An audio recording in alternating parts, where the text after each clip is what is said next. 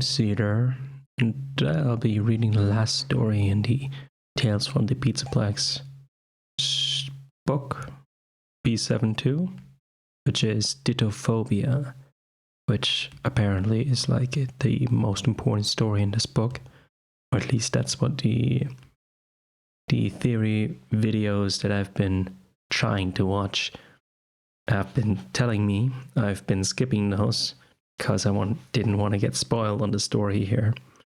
So without further ado, I'll just want to get right into it.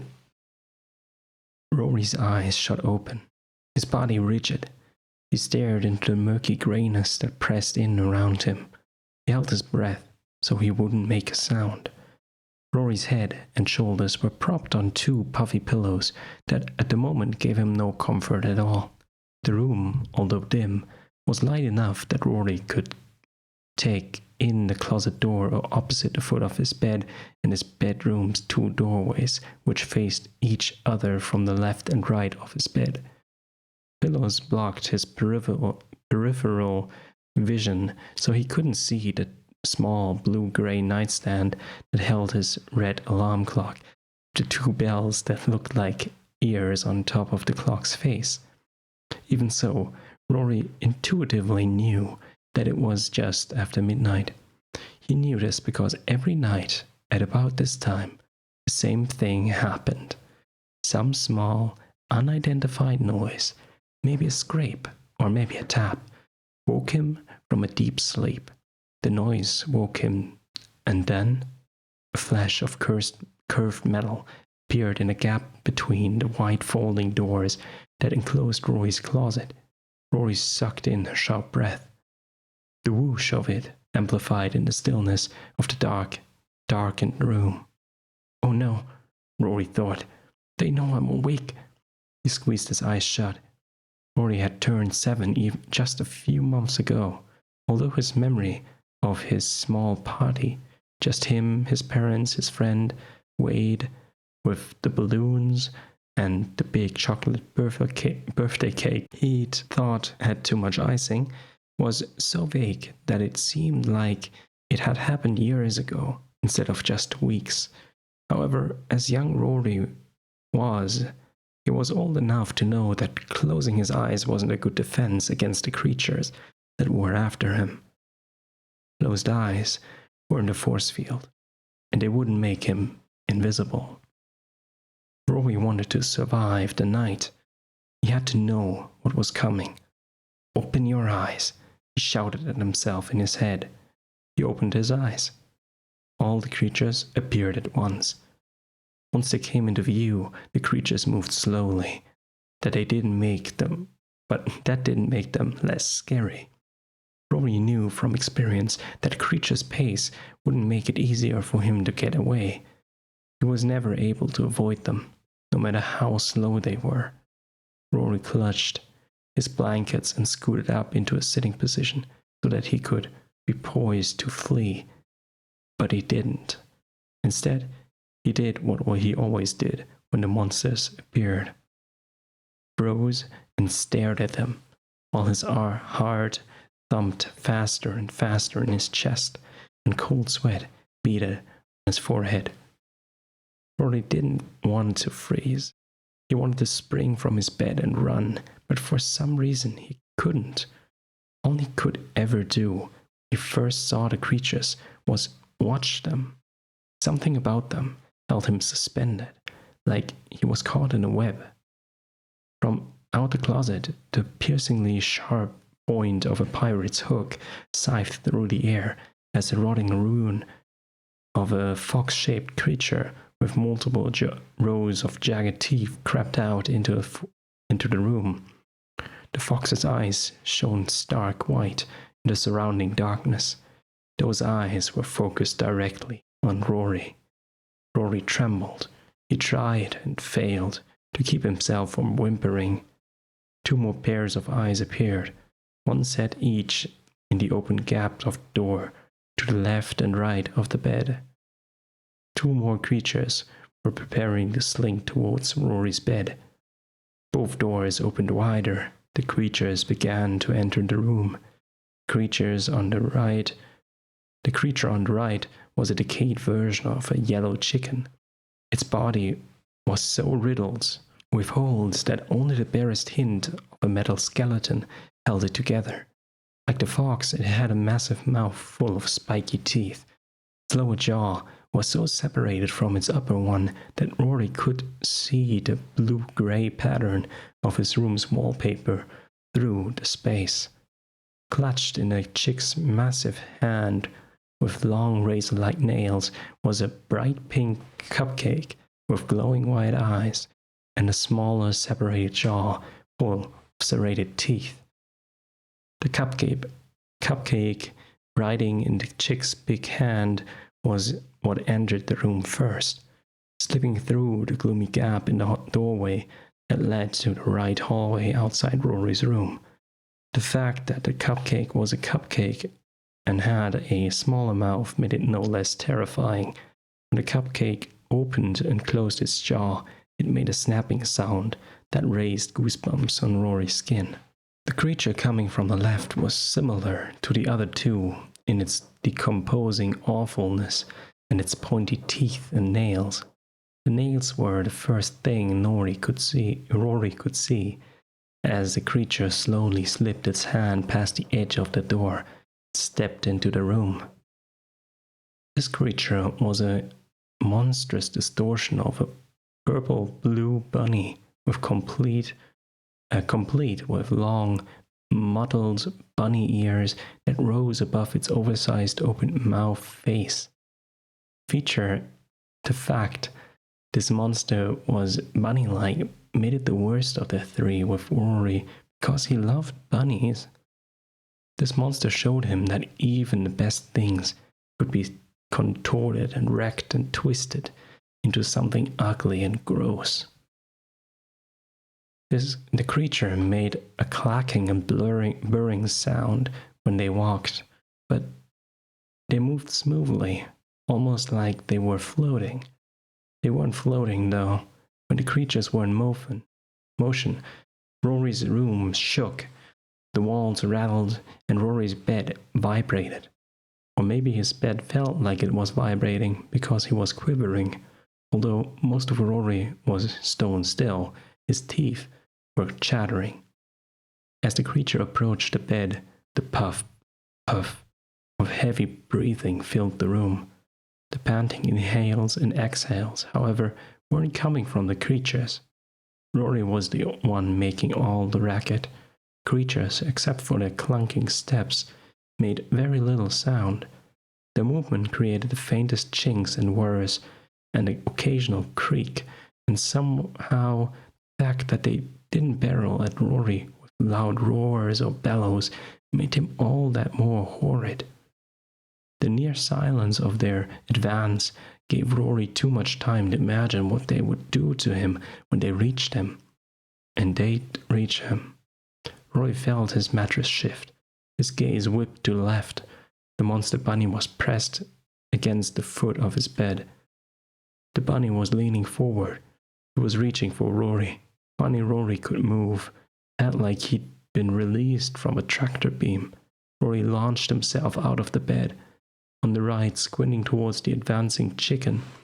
He was sure he could scamper past it and a mutilated brown bear with even larger teeth than those of the other creatures shot up from beneath Rory's bed and blocked his escape. The bear wore a black top hat and a black bow tie. Neither gentlemanly accessories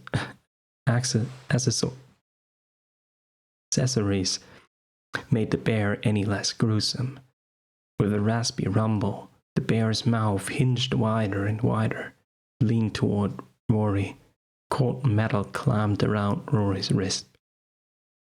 Hot pain pierced the skin, and Rory screamed. Rory sat up, his chest heaving. He gripped the edge of the quilt that lay atop his tangled sheets and blankets. Sweat trickled down his neck. His cotton pajamas clung to his skin. Rory's heartbeat sounded like a full drum set pounding out an impossibly fast riv that filled the room. His eyes widened. Rory jerked his head left and right. The creatures were gone. So was the night. 6 a.m. You've made it. Through the shades covering the window, high up above the head of Rory's bed, bright sunlight streamed into the room. Morning was here. The nightmare was over. Even if Rory had looked up towards the window, he knew he wouldn't see the sun. The window was well above any height he could reach, and it was covered with a shade that let in light but hid any potential view that might be seen by a very tall person.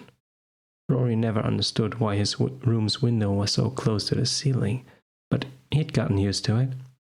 Rory leaned forward and scanned the space around him. In the warm yellow light, the bedroom looked cheerful and friendly, but Rory was still tense. He studied his surroundings carefully. Nothing looked out of place. His blue-gray furniture, a tall chest of drawers, which held a purple tree-bladed fan, and a lava lamp his uncle had given him, and a short dresser that held a yellow porcelain lamp with a grey striped shade, was placed where it always was. Both pieces of furniture sat against Rory's lavender-grey, white wallpapered walls. The wallpaper in Rory's room covered only the top 2/3 or so of the walls. Below the wallpaper, there was something called a chair rail. Rory's mum was an interior decorator, and she made sure he knew what things in the house were called. Chair rail was molding on the wall that divided the upper wallpaper from a different kind of wallpaper. In Rory's room, it was grey and blue striped that covered the wall between the chair rail and the floor. Whenever Rory walked past the molding, it was about the level of his chest. Rory was 4.5 feet tall, so he knew that meant the molding was about 3.5 feet off the floor. The tall chest sat against a wall opposite Rory's bed. It was next to the double-doored closet. The dresser was on the right wall, next to the doorway that led out to the hallway that went past his parents' rooms before reaching the living room. The white 6-paneled door was closed, so was the matching door on the other side of the room. That door led to another hall, which also went to the living room. Rory's bathroom and 2 other rooms opened off that left side hall. Staring at the folding closet door, Rory noticed it was closed too. He always made sure it was closed before he went to bed. The door was louvered, according to his mum. Rory wished it wasn't. The open slats of the louvers, I don't know if that's actually how you say it, but I guess the louvers made the closet far too exposed to suit Rory. He knew what lived in the closet, and he wished he had solid doors he could keep closed and locked. But would a solid locked door help? The 2 hallway doors were solid, and Rory always made sure they were closed and locked. Even so, the creatures always got the doors open, every single night. He shook himself. He blew out air. They're just nightmares, he told himself. His voice sounded unnaturally loud in the room. Rory's voice seemed loud, he thought, because it was the only sound in his room. His bedroom was otherwise silent. No, not quite silent. A barely there hissing sound came from the vents in the ceiling above Rory's bed. He glanced up at him. A rectangular grate covered vent looked as they always did. His mum thought ceiling vents were ugly, but the vents didn't bother Rory. He'd never seen anything bad come through the vents. The hissing sound was very soft, like a steady whisper. Rory thought the sound was soothing. Rory threw back his quilt, looked down at the purple-grey carpet that covered his bedroom floor, and tentatively hung his legs over the side of his bed. Feeling prickles at the bottom of his feet, Rory quickly dropped to his knees on the floor and looked under the bed. Nothing was there. Rory pushed himself up and stood. He looked around again. Even though he'd probably get in trouble for it, he left a few toys scattered around the room, around the floor of his room.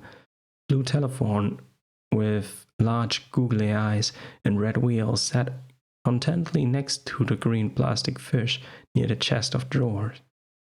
A few feet from the rolling phone, a purple robot was hanging out in front of the dresser. Between the telephone and the robot, a rabbit stood up straight a few feet from the closet doors. The sight of the rabbit made Rory uneasy. He whipped his head away from it and sat down on the edge of his bed. He clenched the white fabric of his quilt and looked at the hand-sewn triangles that were patchworked together with the white material. The triangles that had many patterns.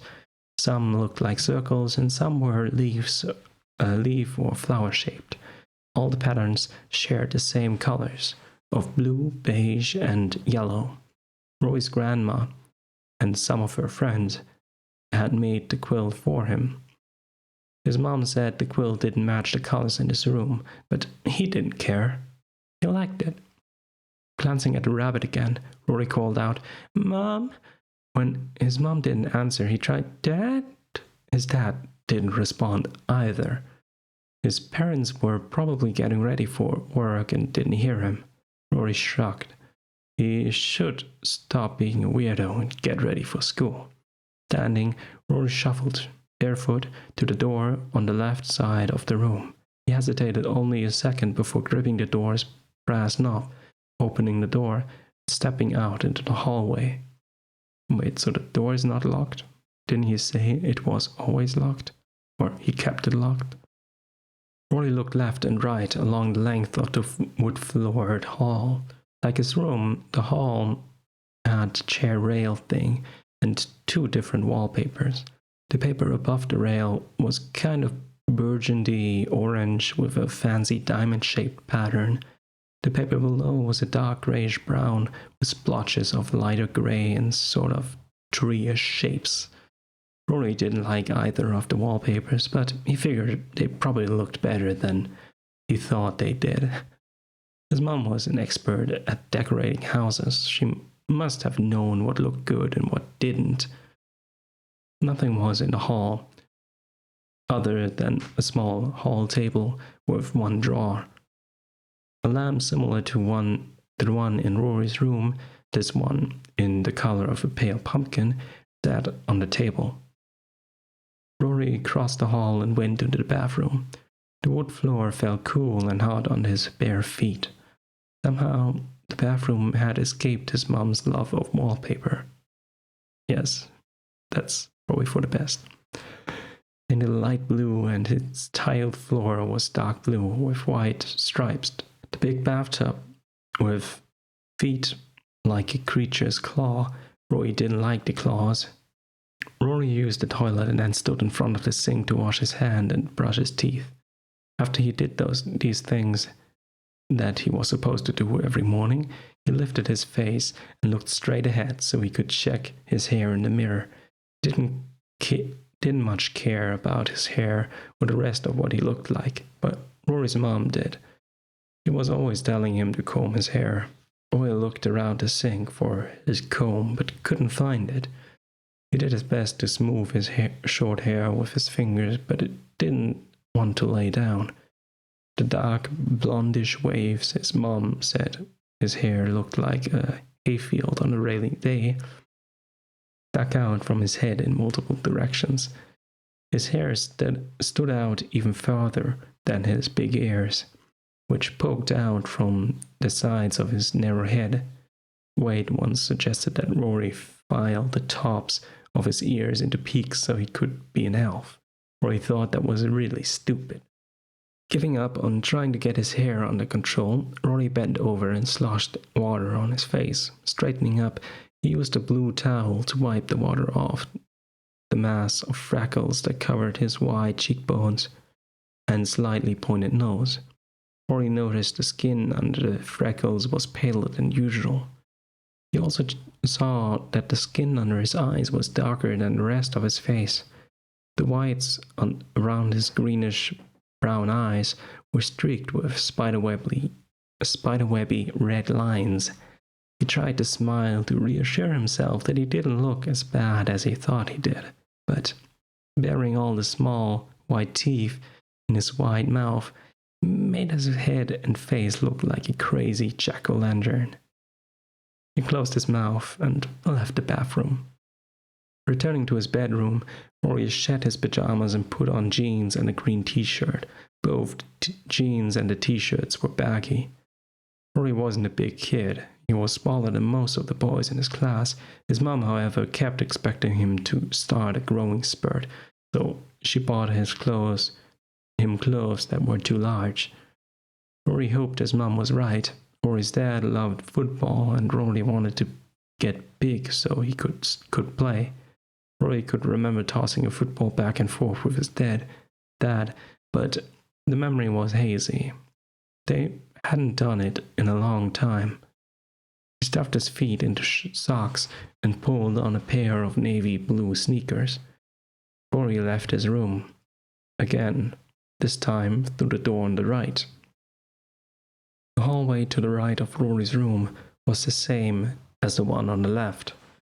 Parents' room, a bathroom, and one other room opened off to this hall. All three rooms'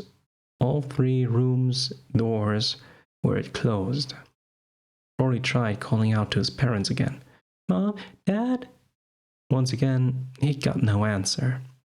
Rory walked down the hall because his sneakers had rubber bottoms. Rory's footfalls on the wood floor weren't loud. His footsteps were quiet shuffle tap. He could easily hear the other sounds in the house. He paused outside the bathroom door. Through the door he could hear the sound of running shower. "Mom?" he yelled out. She didn't respond. Keeping his eyes closed so he wouldn't see anything he wasn't supposed to, Rory gripped the doorknob. He figured if he opened the door and yelled again, his mom would hear him. He took a deep breath, expecting to inhale the scent of soap or shampoo coming from the bathroom. Rory was surprised when he smelled something sharper, something like medicine. He shrugged and shouted for his parents one more time. He still got no response. "Whatever," he mumbled. His dad must have already gone to work. He went to work early a lot. His mom was probably thinking about some decorating project while she showered, and that was why she didn't hear him. She was always thinking about her work, even when Rory talked to her. He could tell her she was thinking about her work. As he talked, her gaze would drift off to the side. He could tell she wasn't interested in what he was saying.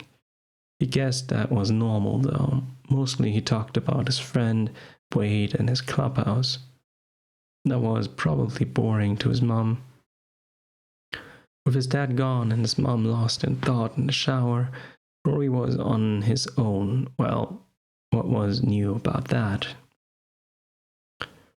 Rory went down the hall and stepped into what his mom called their great room. This part of the house was open concept. That meant that the living room and dining room were one big space. Off to the side of those areas, a big island with wood stools divided the large space from a kitchen filled with shiny appliances and white cabinets.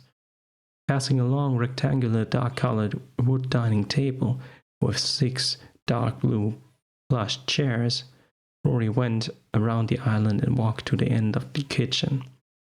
That's where the fridge was. He was hungry and his mom hadn't yet set anything out on the island for breakfast. When it came to what he liked to eat, Rory was, In his mom's opinion, strange kid. He only liked white food. Got another B7 on our hands. No. Rory guessed she was right. All the kids in Rory's class loved to eat sweet things.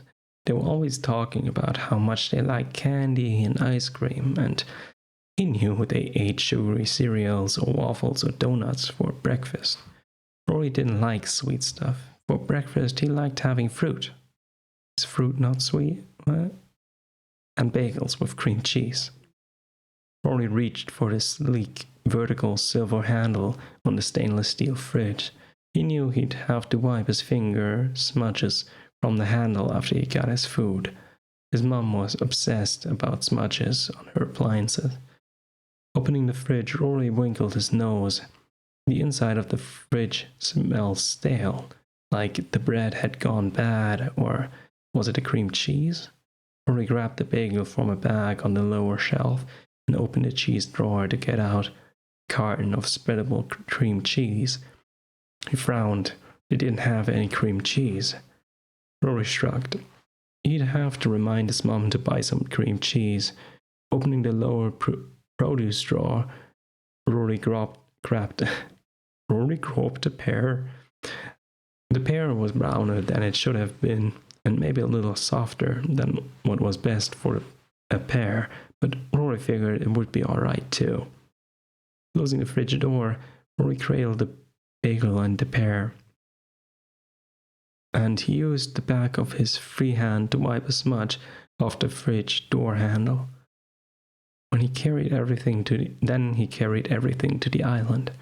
Grabbing a paper towel off the roll by the big wide sink, Rory returned to the island and spread out the paper towel on the island's grey granite counter. His mom always nagged him about using plates, but he didn't like to mess with the dishes. The only thing he ever washed was the small glass he used for water when he got thirsty during the day. He always rinsed that glass and kept it by the sink.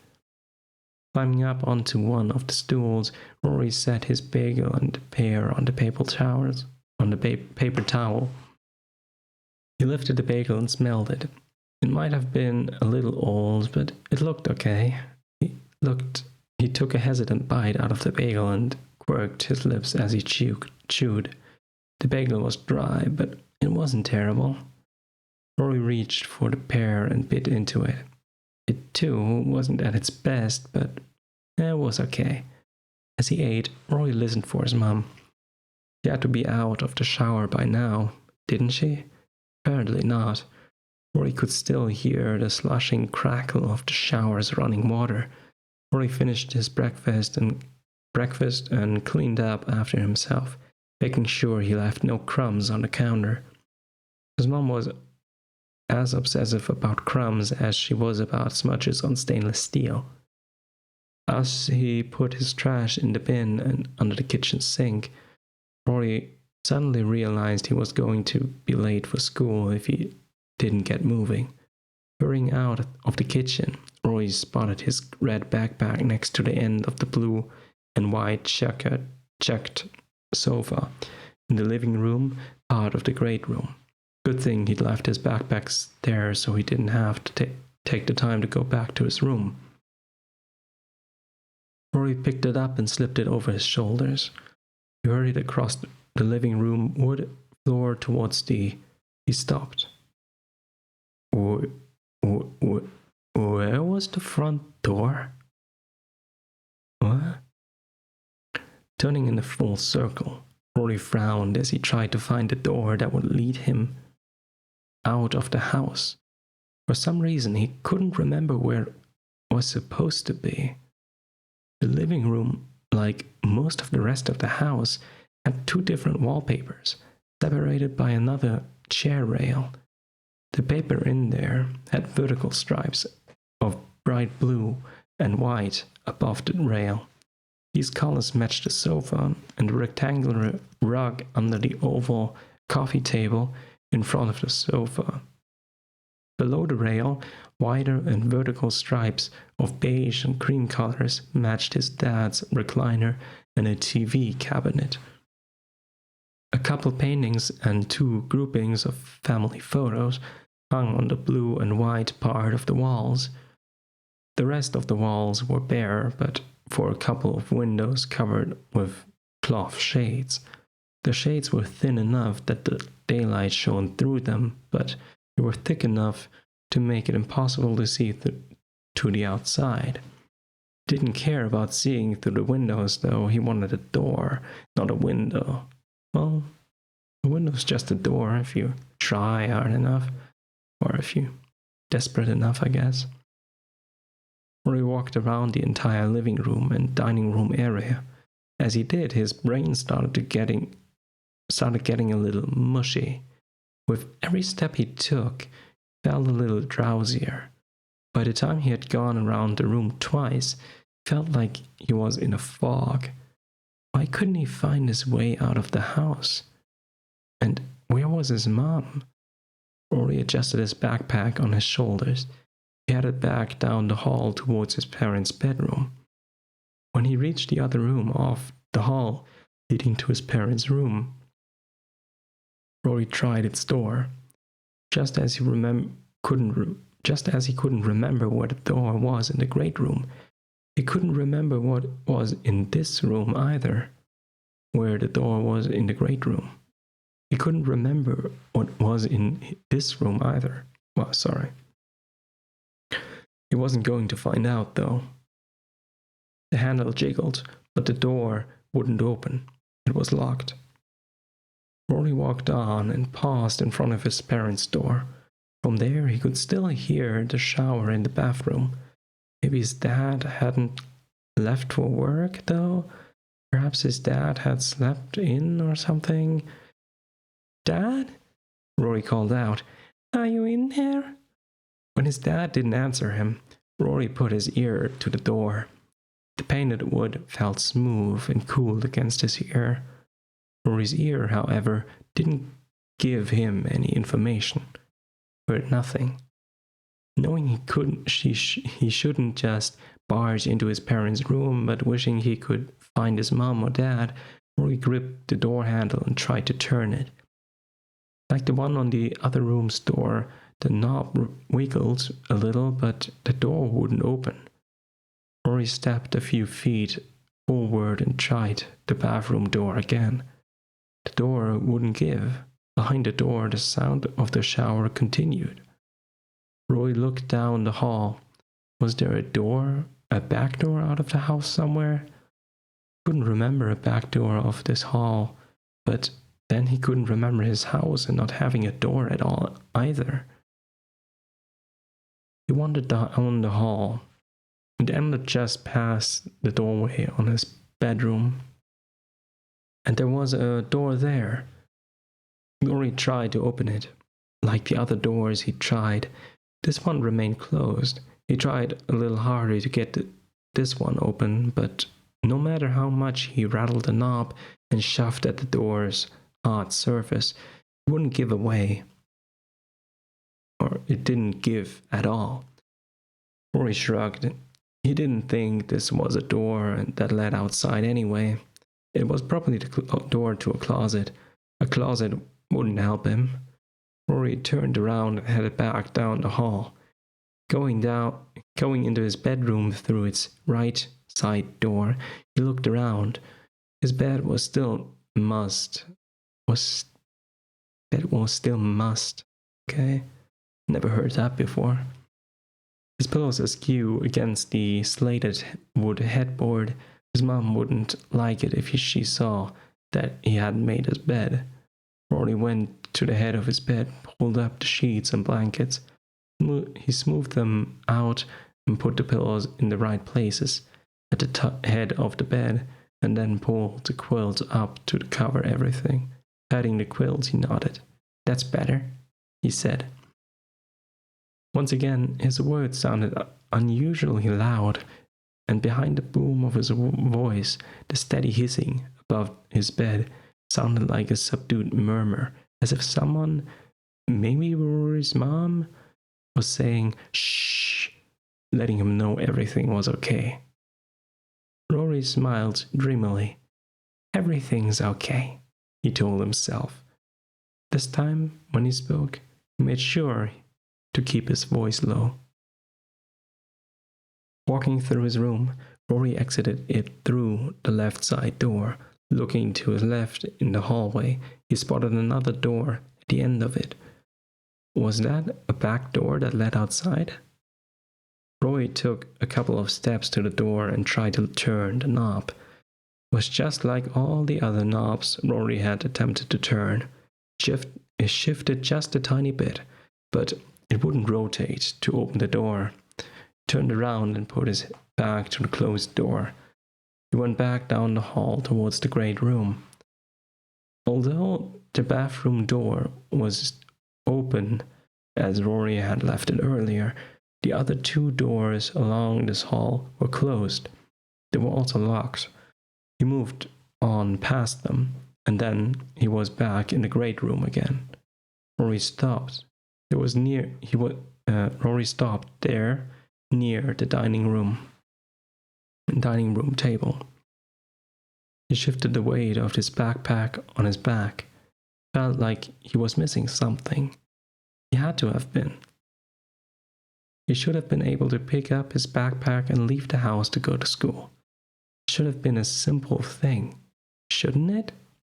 Not sure what else to do, Rory walked through the house again and again. Feeling disoriented and a little loopy, like he was just on the edge of falling asleep but not quite there yet, Rory paced through his house over and over. He was so caught up in his quest to find a door that he had lost track of time. He couldn't tell if time was passing slowly or quickly, and he didn't care. He just wanted to find the door so he could go to school. On a pass through the great room, Rory noticed that the room was darker than it had been last time. He walked through it, glanced at the windows.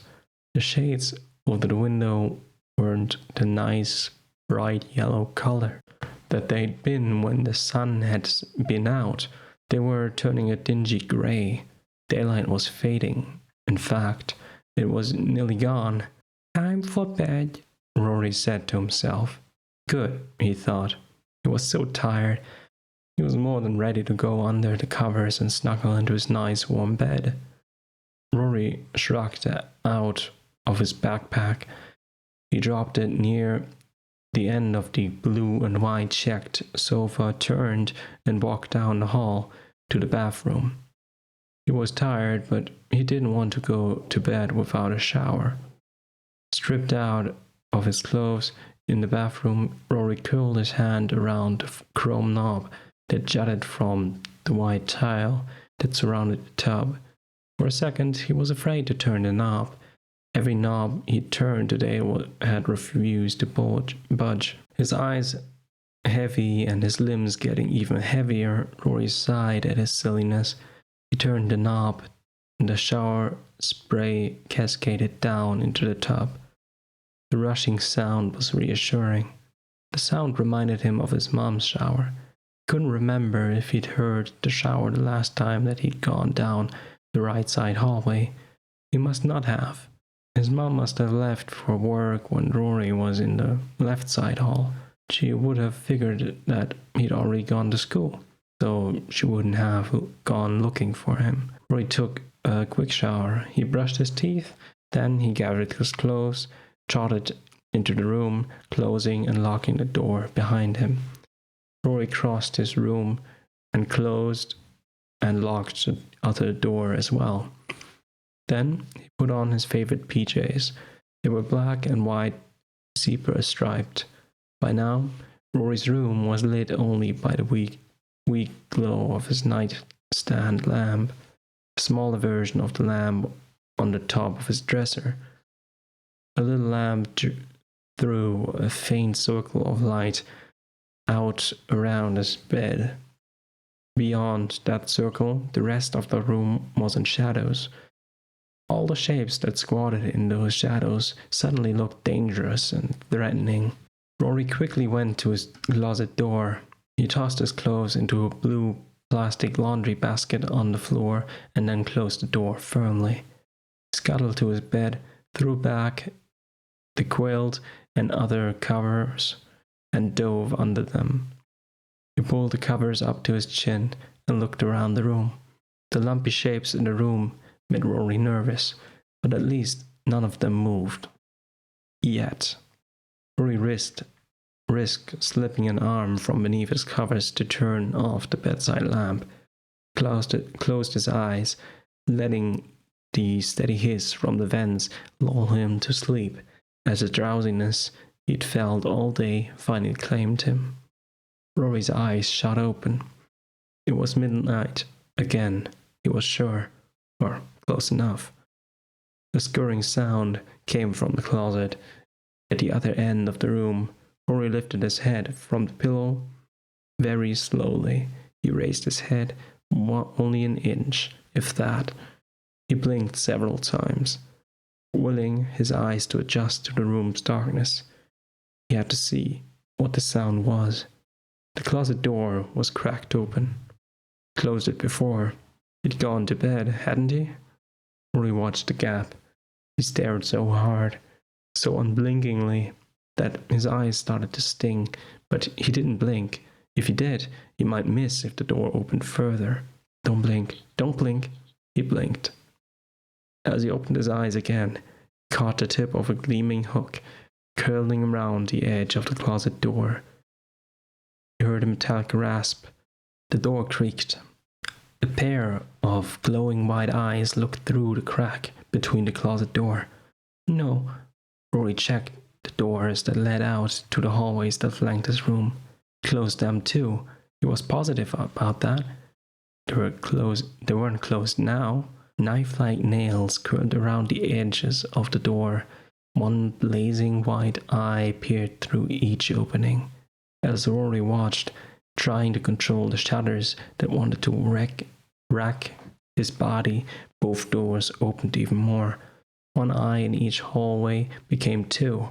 No 4 eyes stared at him from the open doors, no 6. Rory could see a small set of radiant white eyes lower down in the right side gap. It was the murderous cupcake, with the gaping mouth of full teeth. Rory kept watching. What else could he do? He couldn't move, even though he wanted to run more than anything. The closet door and the hall doors opened wider. The gigantic mouths, full of shark-like teeth, appeared. The shattered bodies wormed into view. Zombie-like versions of a fox, a chicken, and a bunny began to plod towards Rory's bed. Run! Rory's mind screamed at him. Finally, Rory was able to get his body to work.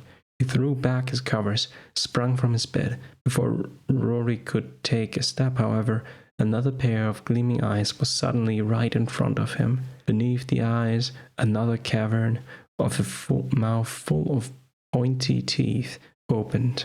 The teeth were inches from Rory's face. Rory shrieked. Rory opened his eyes and blinked at the sun's glaring rays. Wiping sweat from his forehead, he wrinkled his nose at the musky stench of his body. His skin felt wet and sticky. His pajamas were twisted around him, and they clung to him.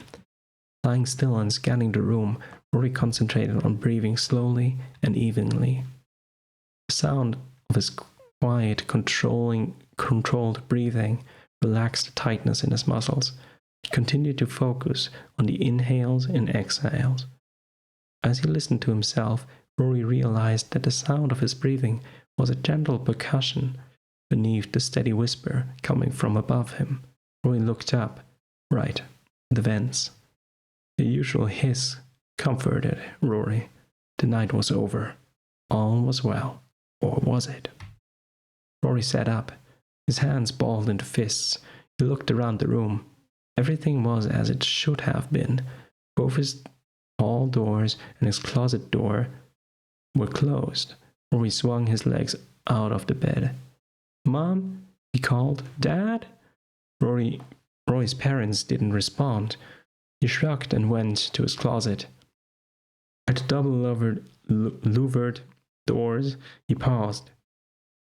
His nightmare was niggling at the edges of his consciousness. He was afraid to open the doors. "There's nothing in there," he told himself. Rory's voice bounced off the room's wall and came back to him like a punch in the face. He shook his head and made himself open the closet doors. Everything in the closet was what it was supposed to be in the closet. There was nothing scary in sight. Rory realized his shoulders were nearly up to his ears. He relaxed them. He looked down and discovered his hands were out in front of him, as if he was getting ready to ward off an attack. He dropped his hands. Rory gathered his clothes, closed his closet, and left his room to go into the bathroom. He examined his pinched face in the mirror. Was he paler than he should have been? Rory rolled his eyes. He was fine. Who cared what color his skin was? As long as it's not purple, yeah, I guess. Going back into his room, Rory made his bed. Then he left his room through the right side door, headed down the hall, and called for his parents again. When they didn't answer, he concluded that his dad was at work and his mom was in the shower.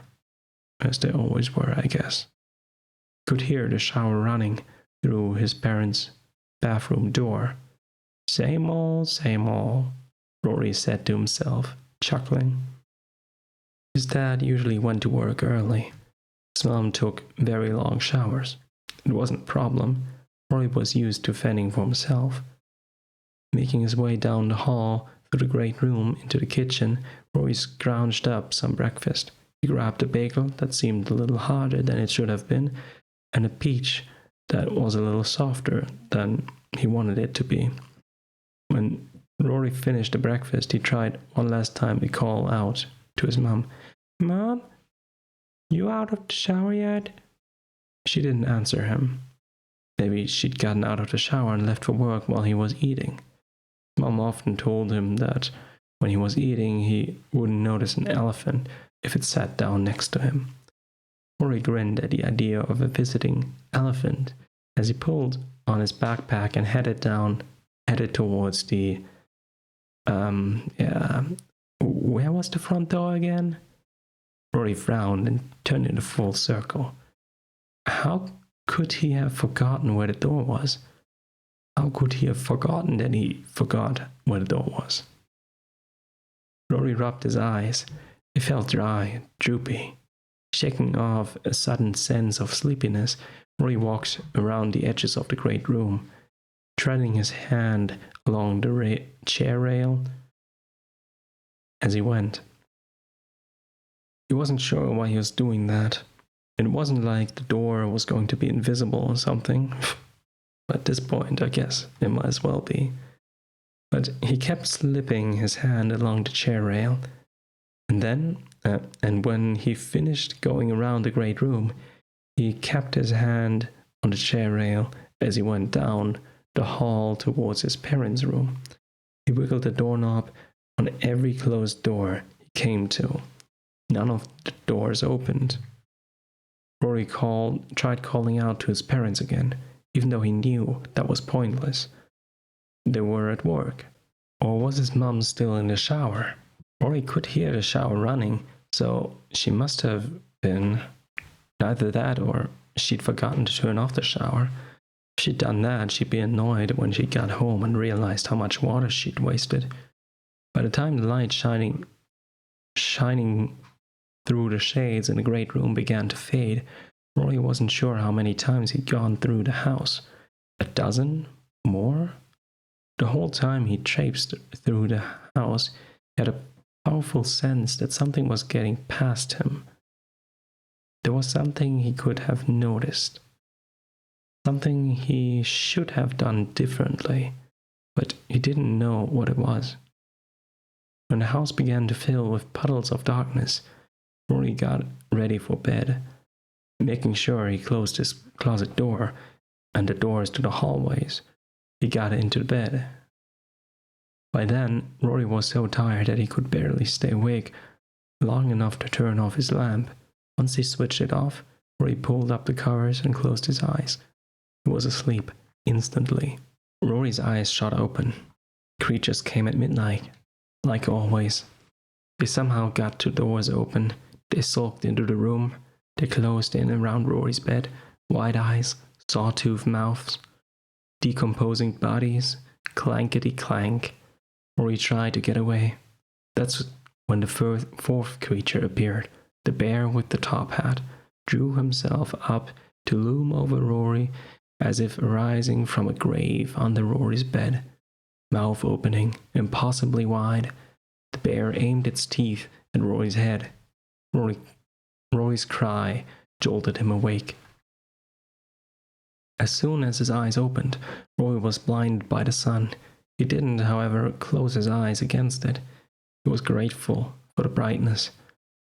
It was what made it possible for him to look around the room and assure himself that nothing was in the room besides what was supposed to be there. He was alone. He was safe. Rory called for his mom and dad, but they didn't answer. Rory could hear the sound of a shower running, even over the hiss of the air flowing from the vents above his head. The bed. Figured his mom was in the shower. She showered a lot. Dad was probably at work. Rory was amazed at how much his dad worked. Didn't his dad ever get tired? Rory wished he saw his dad more, and his mom too. She worked almost as much as his dad. It seemed like Rory was alone a lot. That was okay though. He was used to it. Rory went into the bathroom and washed away the sweat from the previous night. He brushed his teeth and gave in to his hair's need to stick around his head like he was a porcupine instead of a boy. After he dressed, Rory went to the kitchen to get some breakfast. When Rory looked into the fridge, he discovered there weren't any bagels. Bagels were his favorite breakfast food, but wheat toast was okay. The wheat bread was in the fridge, and it looked a little moldy. Rory figured he could scrape off the mold, though. He also found an apple. The apple was a little shriveled. Otherwise, it looked okay. Rory wished he had some peanut butter for his bread, but he couldn't find any. He ended up eating the bread plain. It was dry, but it tasted alright. So did the apple. Although it wasn't crisp as Rory wanted it to be. As soon as he was done with breakfast, Rory knew he was going to be late for school if he didn't hurry. Rushing through the great room, he snatched up his backpack from the floor by the sofa. Slipping it onto his back, he started towards the where was the front door? Rory frowned and looked around. He saw the usual furniture and wallpaper, and the windows with the shades that let in light but didn't let Rory see outside. He didn't, however, see a door. Where'd the door go? Feeling fuzzy like he'd stayed up too late, Rory began making his way through the house, looking for the door. A couple times he called out to his mom in case she was still there. She never answered. She had to have gone to work, either while Rory had been in the bathroom or while he'd been concentrating on getting his breakfast. When Rory had been a little younger, his mom had taken him to school, but now he walked on his own. His mom was often too focused on her work that she'd left without remembering to say goodbye to him. Rory made a circuit through the house. When he couldn't find the door, the only thing he could think to do was make another pass through the house, so he started over and over and went down the hall towards his parents' room again. Halfway down the hall, Rory stopped. He listened carefully. Rory was familiar with the normal noises of the house. He was used to hearing a hiss from the vents and the hum of a refrigerator's motor. Because his mom took so many showers that were really long, he well knew the sound of a continually running water too. Now though, Rory could hear something else. It surprised him. It was a noise he'd never heard before in his house. The noise was a knocking sound. It was coming from inside one of the walls. Which one? Rory couldn't tell. The knocking sound wasn't a knocking like a person would do. There wasn't some little trapped fairy or something in the walls, although the idea made Rory smile. No, the knocking Rory heard was like the clunking sound of an engine might make if it was having trouble running. It was like a heavy chugging sound wrapped in a sharp thunk. Rory was just starting to learn about cars, so didn't know a lot about engines.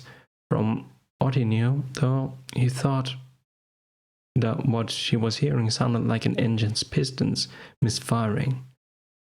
Bangs in the wall sounded like an engine about to fail. Rory walked along the hallway, his ear to the wall. He listened, and he thought about what he was hearing. Couldn't make sense of it. Why would there be an engine in the walls? Sound stopped, just as abruptly as it had started. When it stopped, though, everything stopped. Well, almost everything. The hissing stopped.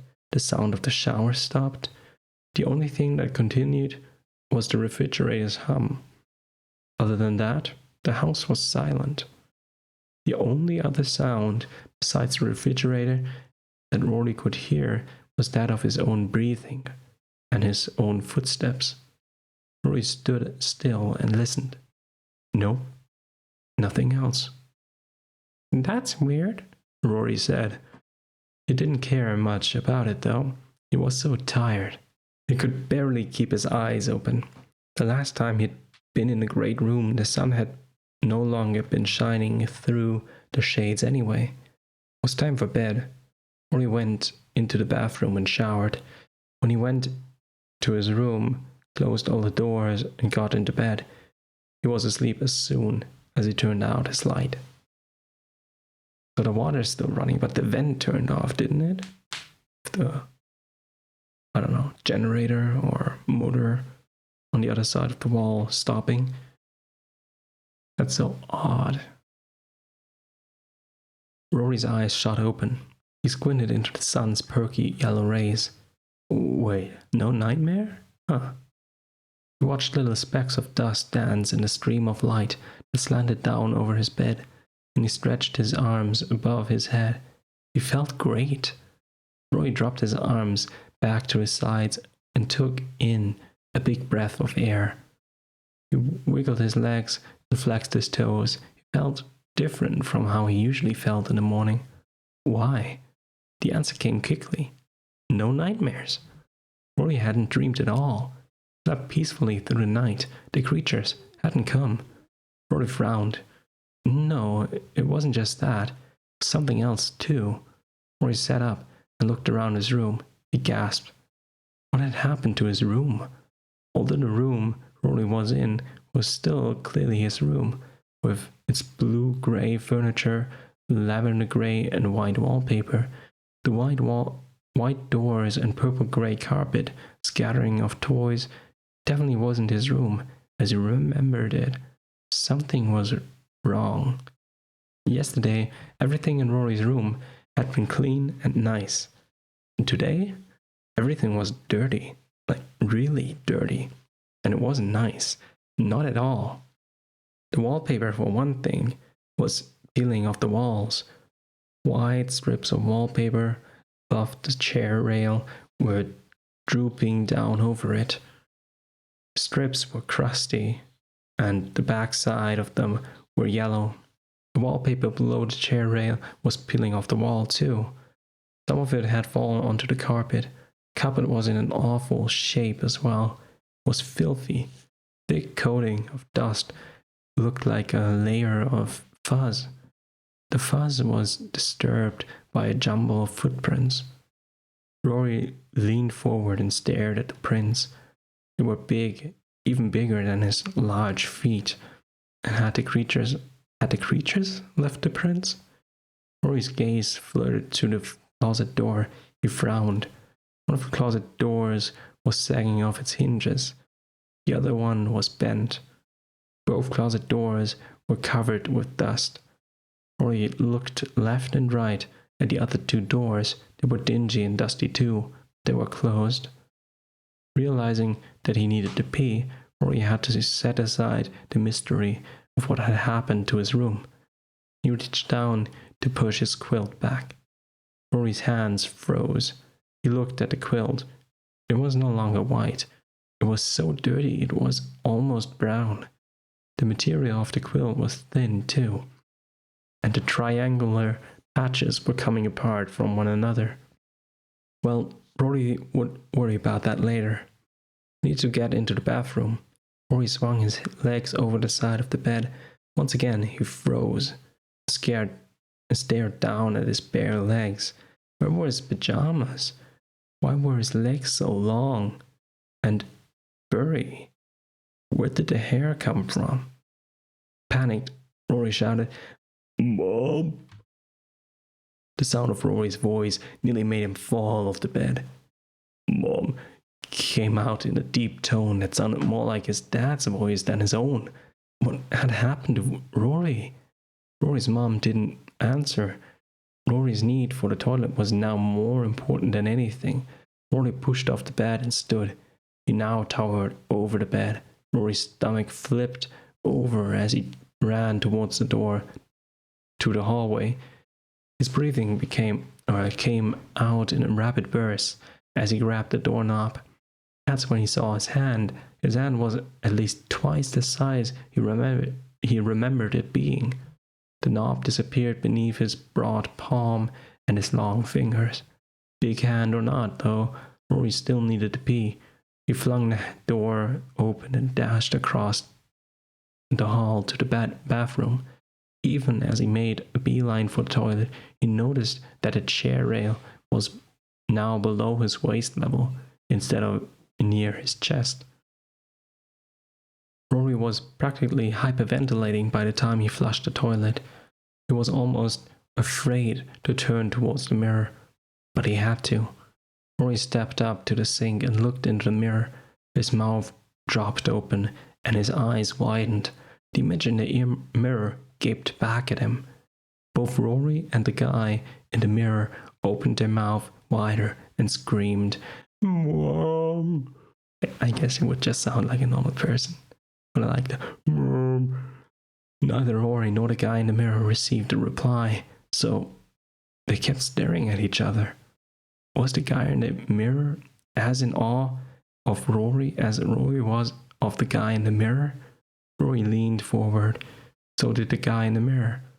The last time Rory remembered looking in the mirror, wasn't that just yesterday? He looked into the brownish green eyes of a skinny boy.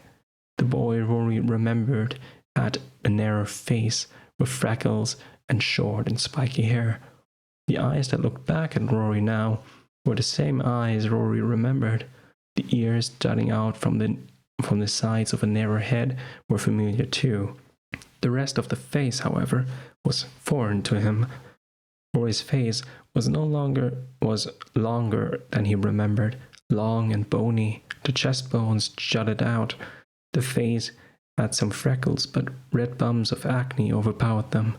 Below the acne, bristles of facial hair darkened and a hard jawline, and his hair, Rory's hair, was long, really long. It was still messy, but now the mess was a tangle that fell well past his shoulders, bare and wide, but almost skeletal shoulders. Below the shoulders, a thin spray of dark blonde hair covered a skinny chest. Rory knew himself as a 7-year-old kid, but what he was seeing in the mirror was more like a 17-year-old teenager. How had he jumped ahead 10 years?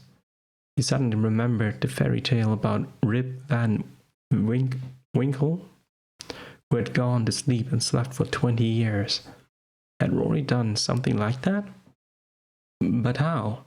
Rory was so freaked out by what was going on that he wanted to run from the bathroom. Turning away from the mirror, Rory shouted again, "Mom?" or "Mom?" His mom didn't answer. Rory looked down at his bare body. He shivered and looked around wildly, as if the bathroom could help him figure out what had happened to him. A close look at the bathroom, however, just made the mystery worse. The bathroom was still a mess. The sink, toilet, and the tub had rusty-looking stains. The tile floor was scuffed and scummy. Paint peeled from the walls. The bathroom looked like one you'd find in a haunted house. Why? Whatever was going on, Rory didn't want to face it without clothes. So Rory threw open the bathroom door and quickly sprinted from the bathroom back into his bedroom. Yanking back the broken closet door, he reached for his clothes. The clothes, however, weren't what Rory needed. For one thing, they were dirty and wrinkled and worn. For another, they were way too small. These were the clothes Rory remembered wearing when he was 7 years old. How would they fit a new big version of him? Rory nearly tore his closet apart, trying to find something reasonable to put on. Eventually, he managed to find a pair of black and white zebra-striped pajama bottoms that he was going to squirm into. The hems of the legs hit him at the knee level, and the waistband was really tight, but he could live with it. It was better than going around without pants on. The only shirt he could find that wasn't too small, so small that it ripped when he tried to put it on, was a bright red one. Fit him like it was painted onto his skin, and its hem landed just below his ribs, so his belly was bare. Again, though, it was better than nothing. The pajamas, bottoms, and the shirt didn't smell very good. They kind of stank, actually. They reeked of old sweat.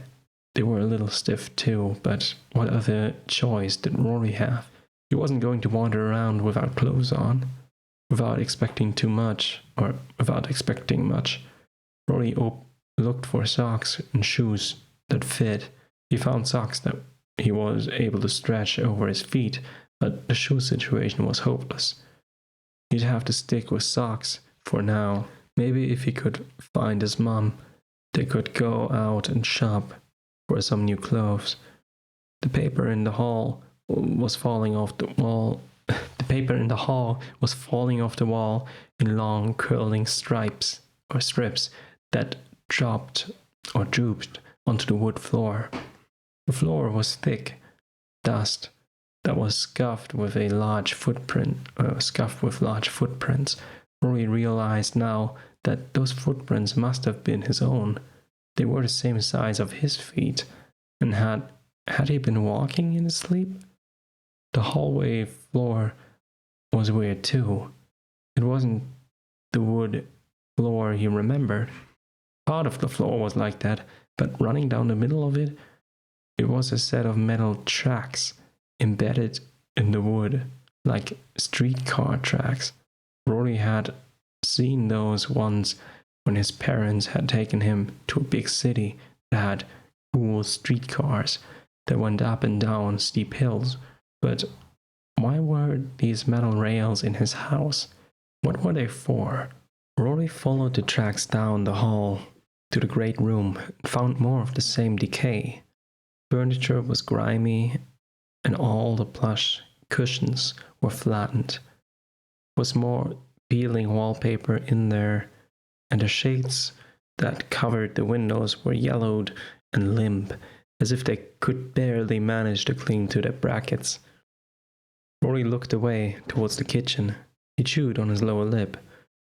There was no way his mom would have let her kitchen go into this state.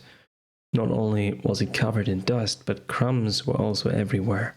A trail of ants was marching out of the cabinet under the sink. Rory wrinkled his nose. The kitchen smelled awful too. Was it spoiled food? No, he didn't think so. The air smelled more like the way his grandma's attic had smelled when she'd had a leak in her roof. The thought of spoiled food made Roy's chest tighten.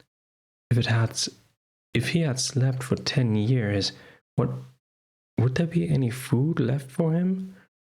Rory hurried to the fridge. His feet stirred up dust bunnies as he went.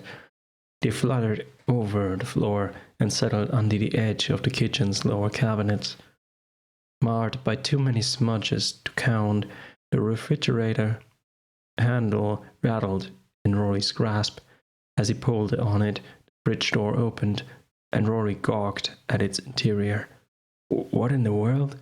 Rory wouldn't remember the refrigerator as being filled with plastic shelving and drawers. Juices were on the top shelf, stuff like ketchup, mustard on the door.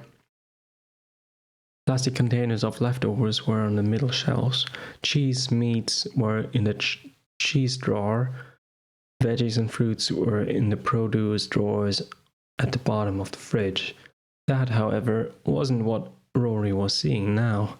The inside of the fridge didn't look like the inside of a fridge. It looked more like a dispenser, with rows of food similar to the ones Rory had seen in vending machines. He leaned forward and looked at the small yellow wrappers that contained something about the size of a fun-sized candy bar. The packages looked old, the edges were a little ratty, and the labels had faded. Curious, Rory plucked out one of the packages. He opened it.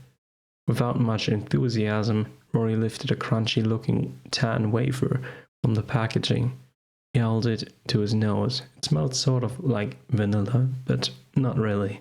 Rory's stomach growled. He was hungry, so he figured whatever it was better than going without food. He put the wafer against his tongue. It didn't taste like much, but it didn't taste bad either. He put the wafer in his mouth and chewed it. Dry and brittle, the wafer disintegrated on his tongue. Rory made a face and managed to swallow the flaky wafer. He quickly went to the sink and turned on the tap. When clear water ran from the faucet, Rory exhaled in relief. For a second, he'd believed that icky water would come out, or worse, no water at all. Rory spotted his glass next to the sink. It looked clean enough, so he grabbed it, filled it, and gulped down half the glass. When Rory had washed away the dry remains of the wafer, he straightened. What now? Rory had to find his mum. Maybe she could explain what was going on. When he reached her door, he called out, "Mom?" She didn't answer, so he tried the door. It was locked. Rory backed away from the door and frowned at it. The door, he realized, wasn't actually a door. It had no hinge. There was no gaps around the edges where the door could open away from the wall. Why did his parents' room have a fake door? Rory turned away from the bizarre imitation door. He could hear the shower running behind the door, a few feet farther down the hall. So he moved on and stopped in front of the bathroom door. His mom had to be in the shower. She'd tell him what was going on. When Rory reached the bathroom door, though, he discovered that it too was not a real door. Rory put his ear next to the slab of wood that was masquerading as a door. Why was he hearing a shower? Well, he was hearing running water. Could be a plethora of things, right? Cocking his head, Rory noticed that the running water sound was not coming from the other side of the fake door as he'd assumed it was. The sound was coming from above the door. Oh. Rory stepped back and looked up. He screwed up his face as he stared at a rectangular black speaker set high on the wall. The shower sound came from that speaker. Rory opened his mouth to call for his mom again, but he abruptly clamped his lips together. Doors weren't real, and the shower wasn't real. Was his mom real? His legs a little shaky and his heart pounding, Rory turned to continue down the hall. This hall, like the one on the other side of the bedroom, had the same metal tracks set into the wood floor. Rory followed the tracks, and he saw that they split into two sets by his bedroom door. One set of tracks veered towards his room. The other set ran on to the end of the hall. The second set disappeared underneath another door. Was that one real? Rory ignored the questionable door and followed the metal tracks into his room. There, he saw the tracks continue. They were set into the carpet. Why hadn't he seen that before? He'd probably been too baffled by everything else to notice the floor. Now, though, he followed the tracks. It led up to his bed. Rory scanned the rest of the carpet in his room. Another set of tracks ran from the closet to the bed. Another set ran from the other side of the bed to the doorway leading to the left side hallway. Rory went around the bed and followed the tracks on the left side of the room out into the hall. There, he turned left and followed another set of tracks to the door at the end of the hall. Examining the door, Rory decided that this one was real. It had hinges and cracks around the edges of its dirty, white-painted surface. Rory grasped the door's knob and turned it. At first, the door didn't budge, but Rory was determined to get it open. So he took hold of the knob with both his hands and yanked. The door popped open. Rory jerked back so quickly that he stumbled. His heart began beating fast and hard.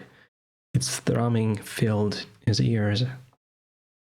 Rory started to turn, to run, but before he completed the turn, he realized that he wasn't seeing what he thought he was seeing. He suddenly understood, no reason to run. Rory took a deep breath, faced what was in the closet. Looking back at him from the shadows of a small, dusty enclosure, the decrepit purple-blue bunny that was a major player in Rory's ongoing nightmares gazed dark-eyed and still, straight ahead. The bunny was as Rory remembered it from his night terrors. That tattered fur torn apart so horribly that Rory could see completely through the gaping holes in the bunny's torso. Bunny had deadly-looking teeth and claws, but those teeth and claws were rigid and unmoving now. Rory took a step forward. He leaned in and examined the metal that he could see through the ratty fur. Rory was so surprised by what he was seeing that he had to clutch the doorframe to keep himself upright.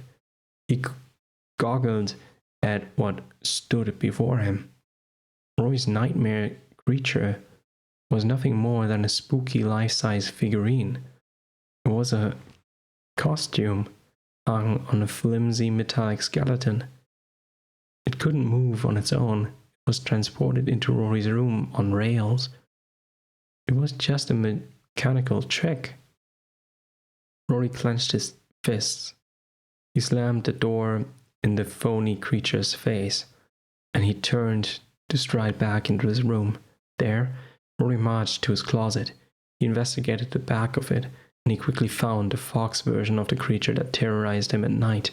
Rory stormed out of the closet and went to his bed. Dropping to his knees, he found a flap in the carpet. On the carpet was a trap door. Beneath the trap door, he saw the horrific bear that always blocked his escape from the creatures. It, too, was nothing more than an oversized puppet.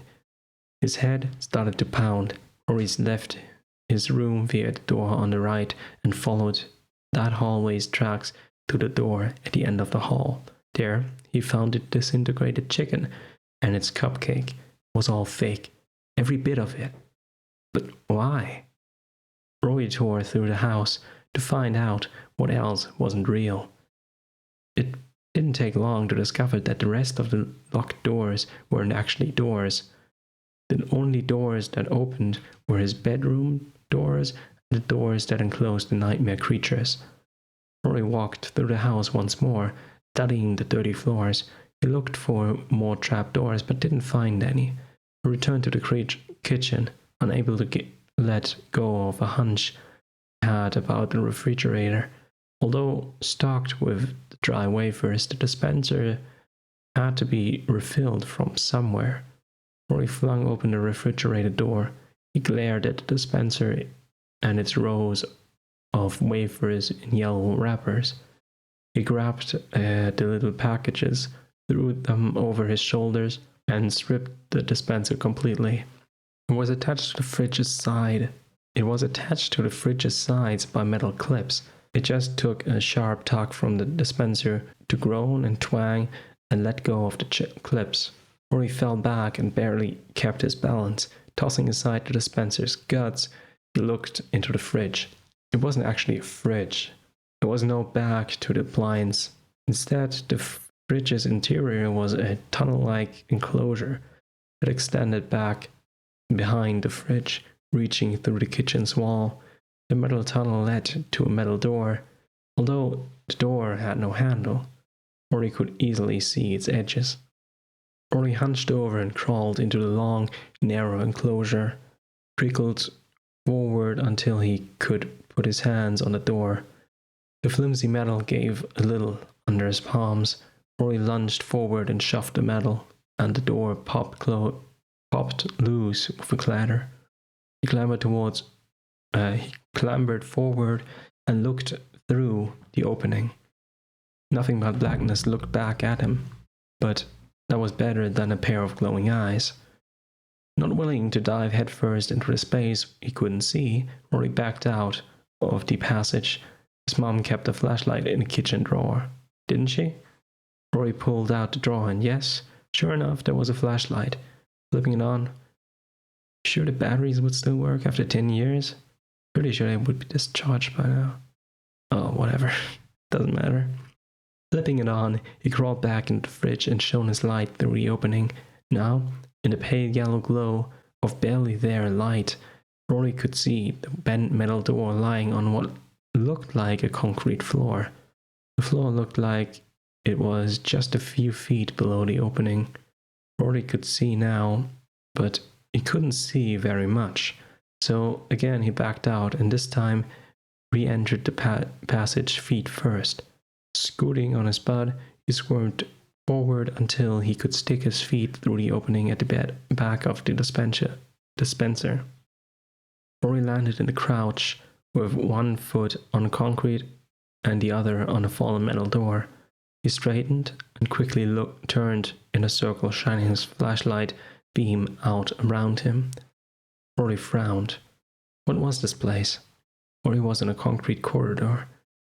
In the faint glow of his flashlight, it was hard to see the details of what was around him. The corridor, however, appeared to be lined with metal racks. The racks were filled with, of all things, something that looked like scuba tanks. Rory stepped over to one. He aimed his light at some writing on it. Danger. Compressed gas. Gas? What kind of gas? Kind of gas that makes you see nightmares, I guess. Roy leaned over and sniffed the valve. Could smell nothing but the corridor's damp. Roy looked around some more. All the tanks, he realized, were connected to rubber hoses. The network of hoses lined the hallway, and they all came together, a cluster that fed into the wall next to the opening Rory had just come through. Whatever the gas was, it was being pumped into Rory's house.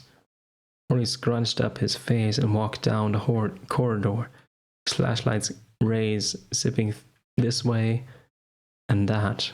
A tangle of black hoses that wormed all over the walls and reminded Rory of snakes. And even though the hoses weren't moving, Rory kept his gaze on them as he stepped carefully past the gas tanks. This attention to the hoses was what led him to an old grey machine at the end of the corridor. Rory didn't know anything about machines, but he could tell this one wasn't running. It had a fan sort of like the purple one in his room. The fan's blades were still. No sound came from the machine. Rory went on past it. A few feet beyond the machine, just before an open doorway, Rory came to a small grey metal desk. Rory aimed his light at the desk's surface, and the beam illuminated the metal part of a clipboard lying at the end of the desk. Rory could see the edges of some curling papers clamped onto the clipboard. Maybe something on the papers would explain what was going on. Rory picked up the clipboard. He moved the light so it shone directly on it. The first thing Rory saw on the top sheet of paper was a date. It was a date just a month after his 7th birthday. He read a handwritten entry next to the date. Subject continues to react with fear, Rory read aloud, to what he perceives to be creatures. Fear level 9. Perceives to be, Rory repeated. Rory pursed his lips. Rory wasn't the best reader in the world. He'd struggled with reading in school, but his friend Wade was a really good reader. He taught Rory lots of words, so Rory knew what perceives meant. It was meant that his brain was telling him something, and given the way the entry of the clipboard was worded, Rory concluded that whatever his brain was telling him wasn't necessarily the truth. Rory read as fast as he could. He flipped through the pages on the clipboard. Because most of the entries were short, nearly all of them were the same or similar. It didn't take Rory long to figure out what he was looking at. When Rory reached the bottom page of the clipboard, he flipped back to the top one. He looked at the date again. Rory dropped the clipboard and began searching the rest of the desktop and the desk drawers. He didn't find any other papers. A straight-backed black metal chair sat in front of the desk. Rory, too shocked to continue standing, dropped onto it. He stared at the clipboard. Then he turned and aimed his light back down the corridor at the rows of gas tanks. Finally, he shifted the light to the machine that wasn't running. Tears filled Rory's eyes. At the same time, his face heated up. He clenched his teeth. It was all fake. Everything he thought he knew about his life was a lie. Did I ever have a life I thought I was living? Rory wondered. Although his memories were fuzzy, Rory had clear images in his head of his mom and dad. He could remember talking with them and doing things with them. The same was true of his friend Wade. In Rory's mind, the house he'd woke up in that morning was his house, although the house in his memory was clean and new and tidy. But none of the images in Rory's head were real. Nothing in Rory's life was real. According to the papers on the clipboard, the gas in the gas tanks were hallucinogens. They were drugs that made him think he was seeing and doing things he wasn't seeing and doing.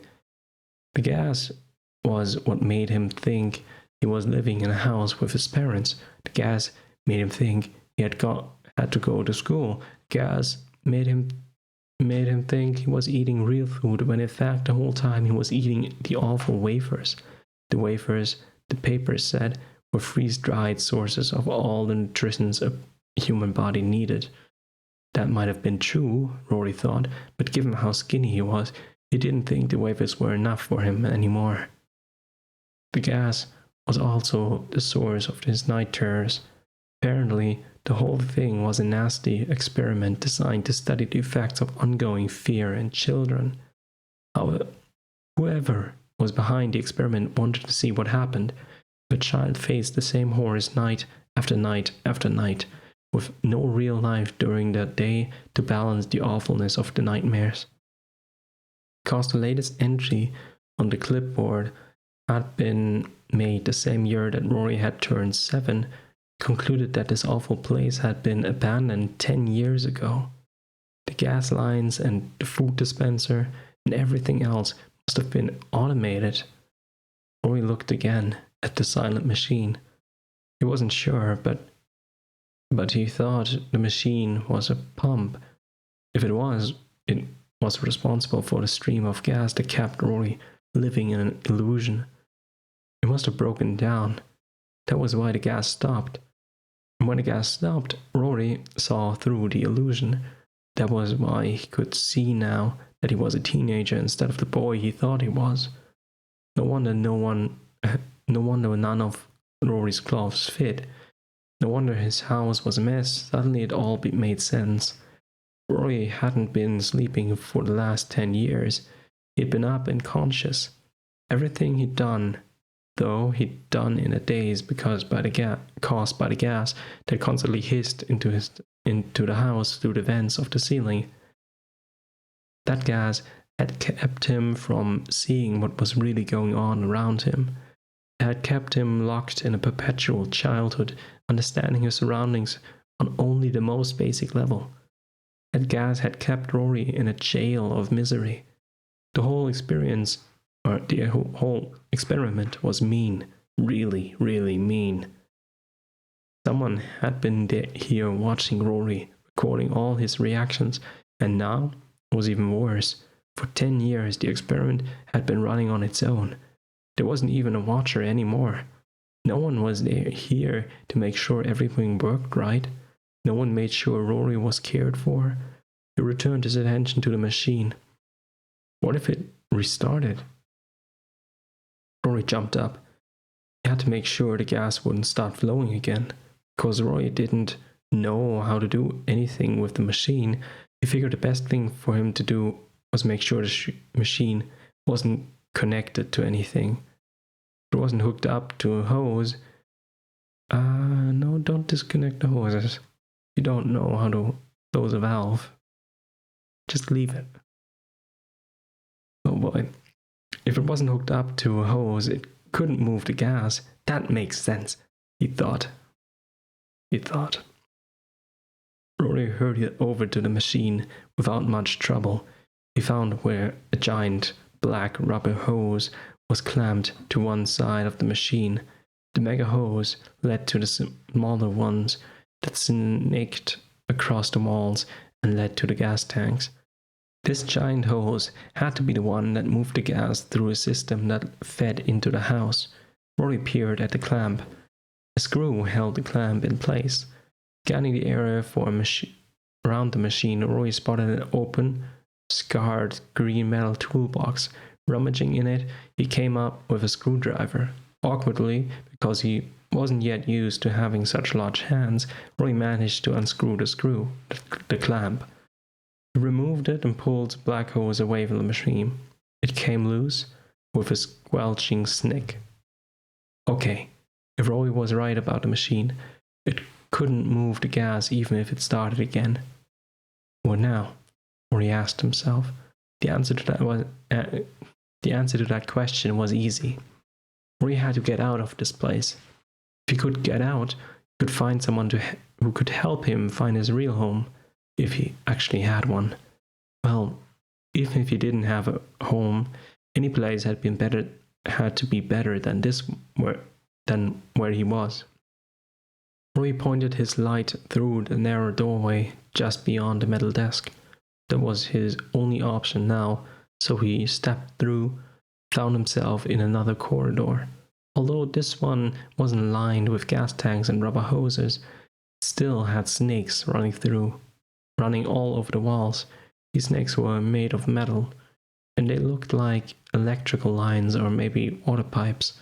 Rory really couldn't tell. This corridor was dirtier than the last one. The corridor's pale grey walls were covered with streaks of grease, and the lines and pipes had woolly layers of dust. It smelled like a mechanic's workshop. Rory could remember being in one when he'd gone with Dad to take the family van to the shop. But did he really remember that? Rory shook off the question and kept going. As Rory picked his way through the corridor, he was nervous and jumpy, and he wasn't out and out frightened. He guessed the reason he wasn't in a total panic mode was because he felt more determined than scared. Yeah, exploring a dark, creepy place by himself wasn't any fun, but Rory knew it had to be done. He was angry, and that anger was keeping him going. He didn't think he'd find any people, either. Obviously, whoever had worked here, watching Rory be scared all the time, was no longer here. He wished they were. He'd like to give them a piece of his mind. When the corridor that Rory was connected up with another one that led both left and right. Rory shrugged and went right. One direction was as good as any other at this point. Rory had no way of knowing where he'd find a way out, because the concrete place had no windows. Rory couldn't tell how much time had passed as he explored. Time lost its meaning as he moved along, his head turning left and right constantly. Okay, so maybe he was a little more scared than he wanted to admit. The rooms were disturbing. One was obviously some kind of observation station. It had slanted glass walls that looked out at the darkness Rory couldn't see into. Above one of the glass walls, there was a panel of unlit colored lights. Even though the lights weren't on, Rory could see that the 4 lights were different colors. One blue, one green, one pink, and one yellow. As an adjacent glass wall, a poster of a wild-looking girl with red pigtails had the word "Celebrate" printed across the top. A darkened control panel was under the glass wall with the lights. A row of upright gas tanks lined the wall to the right of it. A series of fans were on the wall, all on the other side of it. What was beyond the glass wall? Suddenly afraid of what might have been lurking in that darkness, Rory ducked down below the levels of the glass, tried to reassure himself as he crouched there. It was probably just the setting of some other mean experiment. He flicked his flashlight beam towards the poster again. The pigtailed girl's wide-mouthed grin was much too toothy to be friendly. Rory quickly walked out of the room and moved on. Not long after he found the observation room, Rory entered a room that looked like a big dance floor with a stage. On the stage, metal ballerina was frozen in place with her arms above her head. She wore a purple metal skirt, the stiff kind that stuck out from her waist. Why is this here? Rory wondered as he stared at the ballerina. He shone his light around and didn't see any kind of control panel or observation booth. He did, however, see a doorway on the far side of the dance floor. Was it an exit? His way out? Or he practically ran across the big dance floor. He moved so quickly that the dust swirled up around his sock-covered feet as they slapped against the dirt, black and white tiled floor. The doorway led to yet another corridor, with yet another open door at the end. Maybe that was the way out. Maybe it wasn't. Stepping through the open door, Rory found himself in a room crawling with more electrical wall snakes.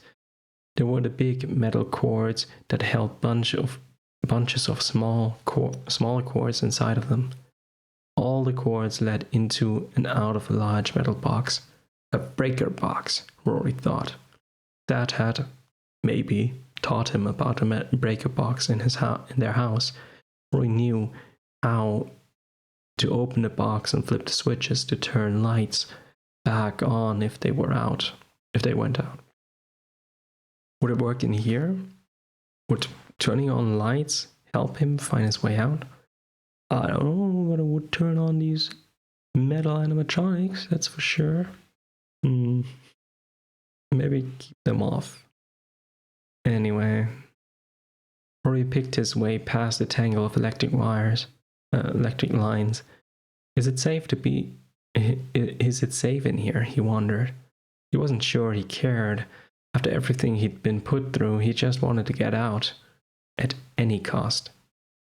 Rory opened the metal box and began flipping switches. Yep, just flip all the switches. That's a good idea. Shifted them all from the left to the right. Nothing happened. Rory turned away from the box and flicked off his flashlight to see if any light had come on. He quickly turned his flashlight on again. Flipping the switches hadn't changed the surrounding darkness. Rory left the room. You don't flip them back, just in case? Or, I don't know. Not a good idea.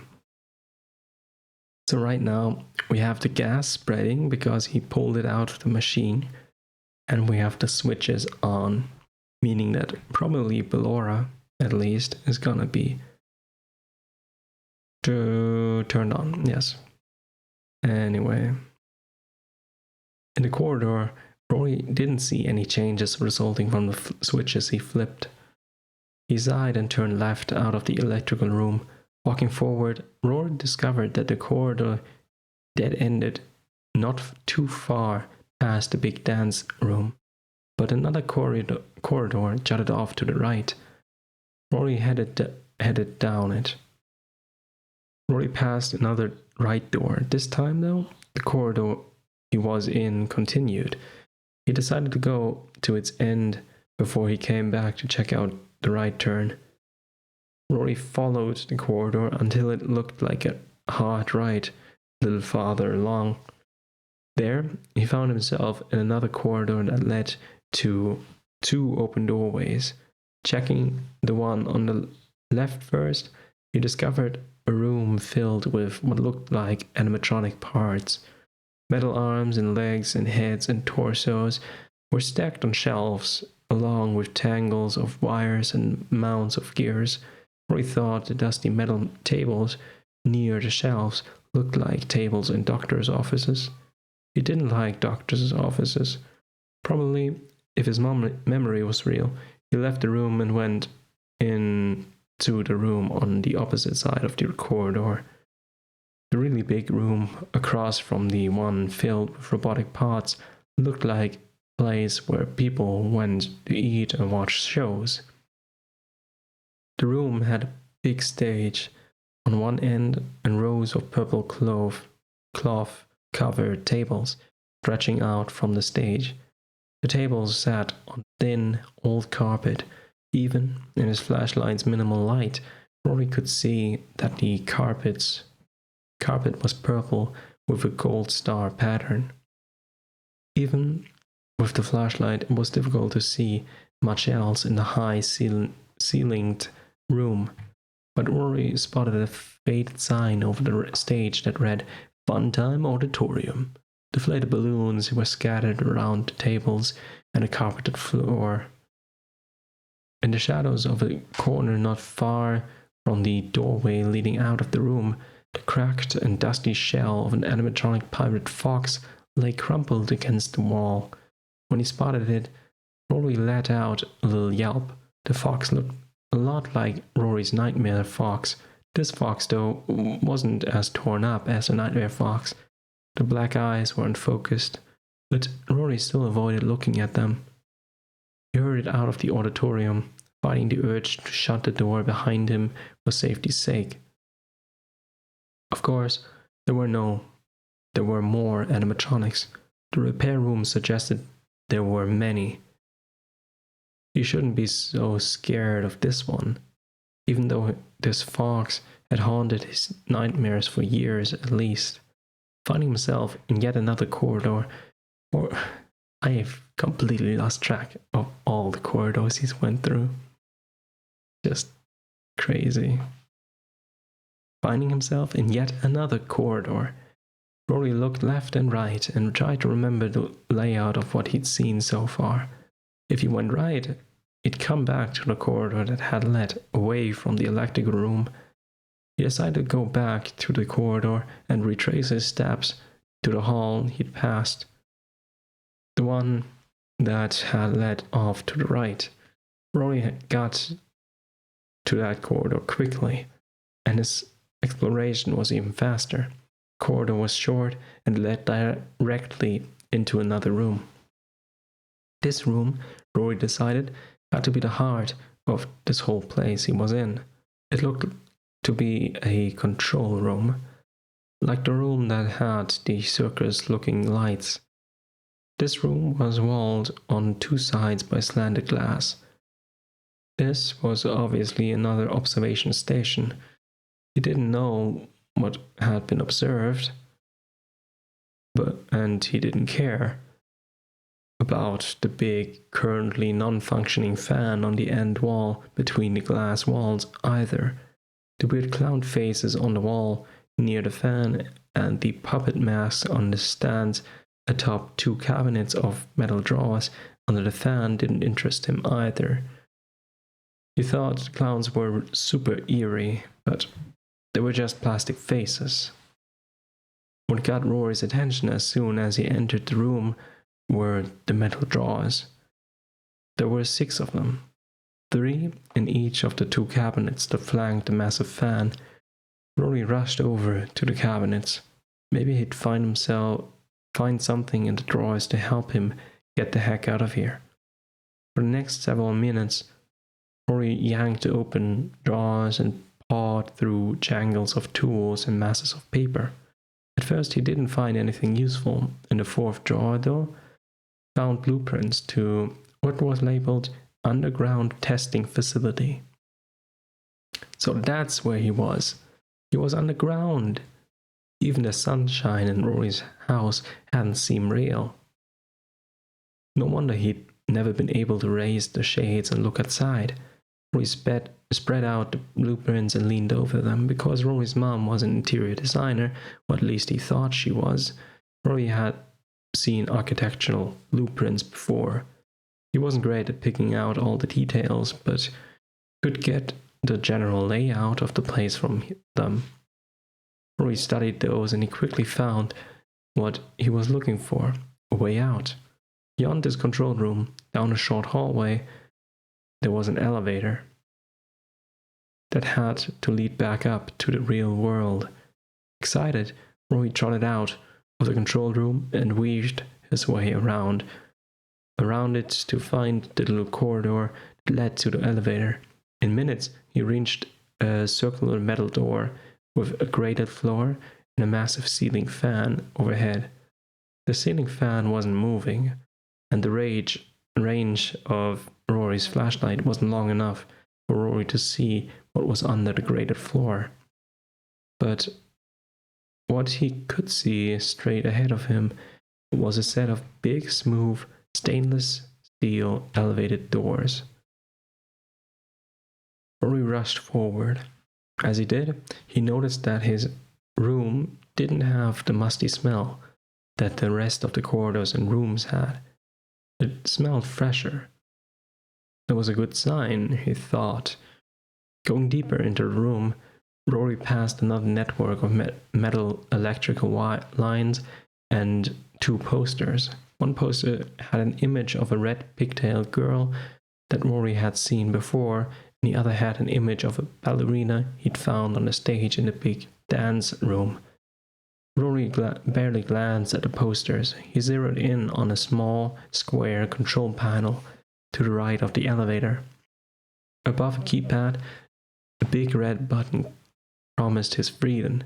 Rory reached the button, his fingers tingling in anticipation. He pushed it. Nothing happened. Rory stared at the elevator doors. Was it one of those silent elevators? Could it have been working and he just didn't hear it? Rory waited. His heart rate picked up. His palms began to sweat. He waited some more. Still nothing happened. Rory hit the red button again. It didn't even click. Leaning towards the control panel, Rory randomly punched buttons. He did this for a full minute. Yet again, nothing happened. Rory exhaled heavily. He shone his light into the darkness. Oh, right. Of course, the elevator didn't work. No lights, no power. Rory groaned in disappointment. He'd been sure he found a way out. Well, he did. It just doesn't work. How could he get the elevator working? Rory pounded on the red button, but he knew he was acting like a 7-year-old. He was acting like the 7-year-old he hadn't been for 10 years. Well, he had been a 7-year-old for 10 years, basically. He turned away from the button. He had to find a way to get the elevator working. But how? The only thing Rory could think of to do was to go back to the control room. He hadn't gone through the last 2 drawers after he'd found the blueprint. Maybe something in there could help him. Giving the elevator one last longing glance, Rory left the room and headed back to the control room. His plan was a long shot, but he didn't know what else to do. The 5th drawer Rory went through was no help. The 6th drawer, though, gave Rory some new hope. In that drawer, he found a small, battery-powered two-way radio. "Allright," Rory exclaimed when he spotted the grey metal radio. He knew how to use one of these. He and his friend Wade had used walkie-talkies a lot. I wonder if it's important that they gave his friend Wade a name, because they always say like his friend Wade, this friend Wade, Wade here, Wade there. I wonder if that's important at all. On Rory's memory they had. Were his memories real? Was Wade real? At this point, Rory figured he didn't need to know what was real and what wasn't. All he needed to do was get the radio working. The batteries were still good. Please be good, please be good. He silently begged. Could at least try to reach Wade. If Wade was real, maybe he'd still have his radio. If he wasn't, maybe someone else would answer Rory. Rory leaned over the radio and toggled the on switch. Static spurted out into the room. Yes! Rory pumped his fist and the radio worked. Dropping to the grated floor, Rory set the radio to his lap. He fiddled with the frequency dial and he keyed the mic. Rory to Wade. Come in. Wade, over. Said into the mic. Static crackled. Rory tried again. Wade, this is Rory. Do you agree? Over. More static. When Rory heard a couple blurps and garbled voices after another ear-jabbing stream of crackle, Rory heard what sounded like, "Roar, are you there?" Rory tweaked the radio settings. "This is Rory. Who's there? Over." The radio split a couple of buzzing sounds. Then Rory was able to hear a voice clearly. "Rory, is that you? Really?" "Wade?" "Yeah, dude," Wade shouted. "Where are you?" "You real?" Rory asked. "Huh?" Wade's laugh came through the radio speaker. "Sure I'm real. How about you? It's been 10 years. Where have you been?" Rory clutched the mic so hard that the plastic dug into his palm. Where should he start? Before Rory could even try to explain what happened to him, Wade started talking about it. "I'm glad I kept this old walkie," Wade said. He even kept it powered on all this time. That's commitment right there. "I was going to toss it a few years ago when Dad got me a new radio, but I guess I'm sentimental or something. Couldn't find myself to throw it away. Reminded me of you, and getting rid of it felt like I'd be throwing away our friendship.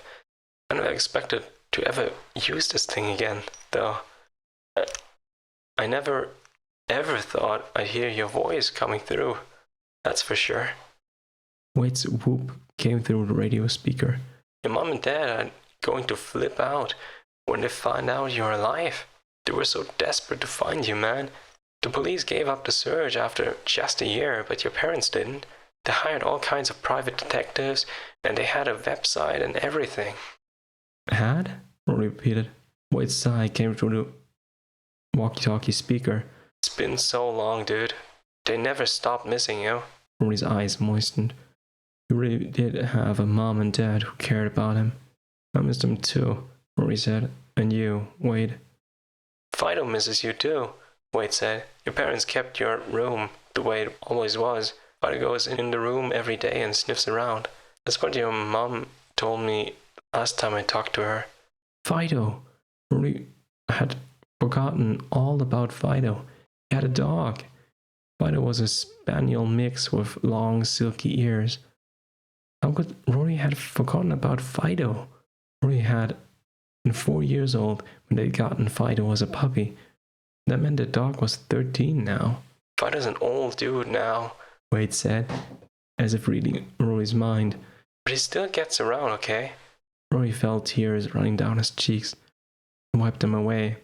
"You have a little sister now, too," Wade said. He chuckled. "Well, not so little now. She's 9. Sister? Rory thought. What would it be like to have a sister? When are you going to come home? We'll have a big party. You can meet my girlfriend. Girlfriend? Wade's laugh came through the radio speaker again. Yeah, I know. I never let girls into our clubhouse, but things change.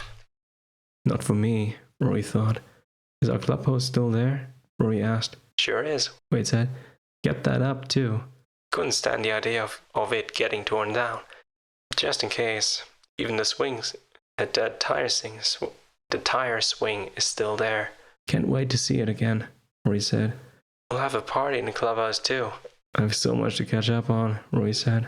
I haven't been in school all these years. I'm as dumb as a bagel. Rory remembered that Wade had always told him that bagels were a dumb breakfast food.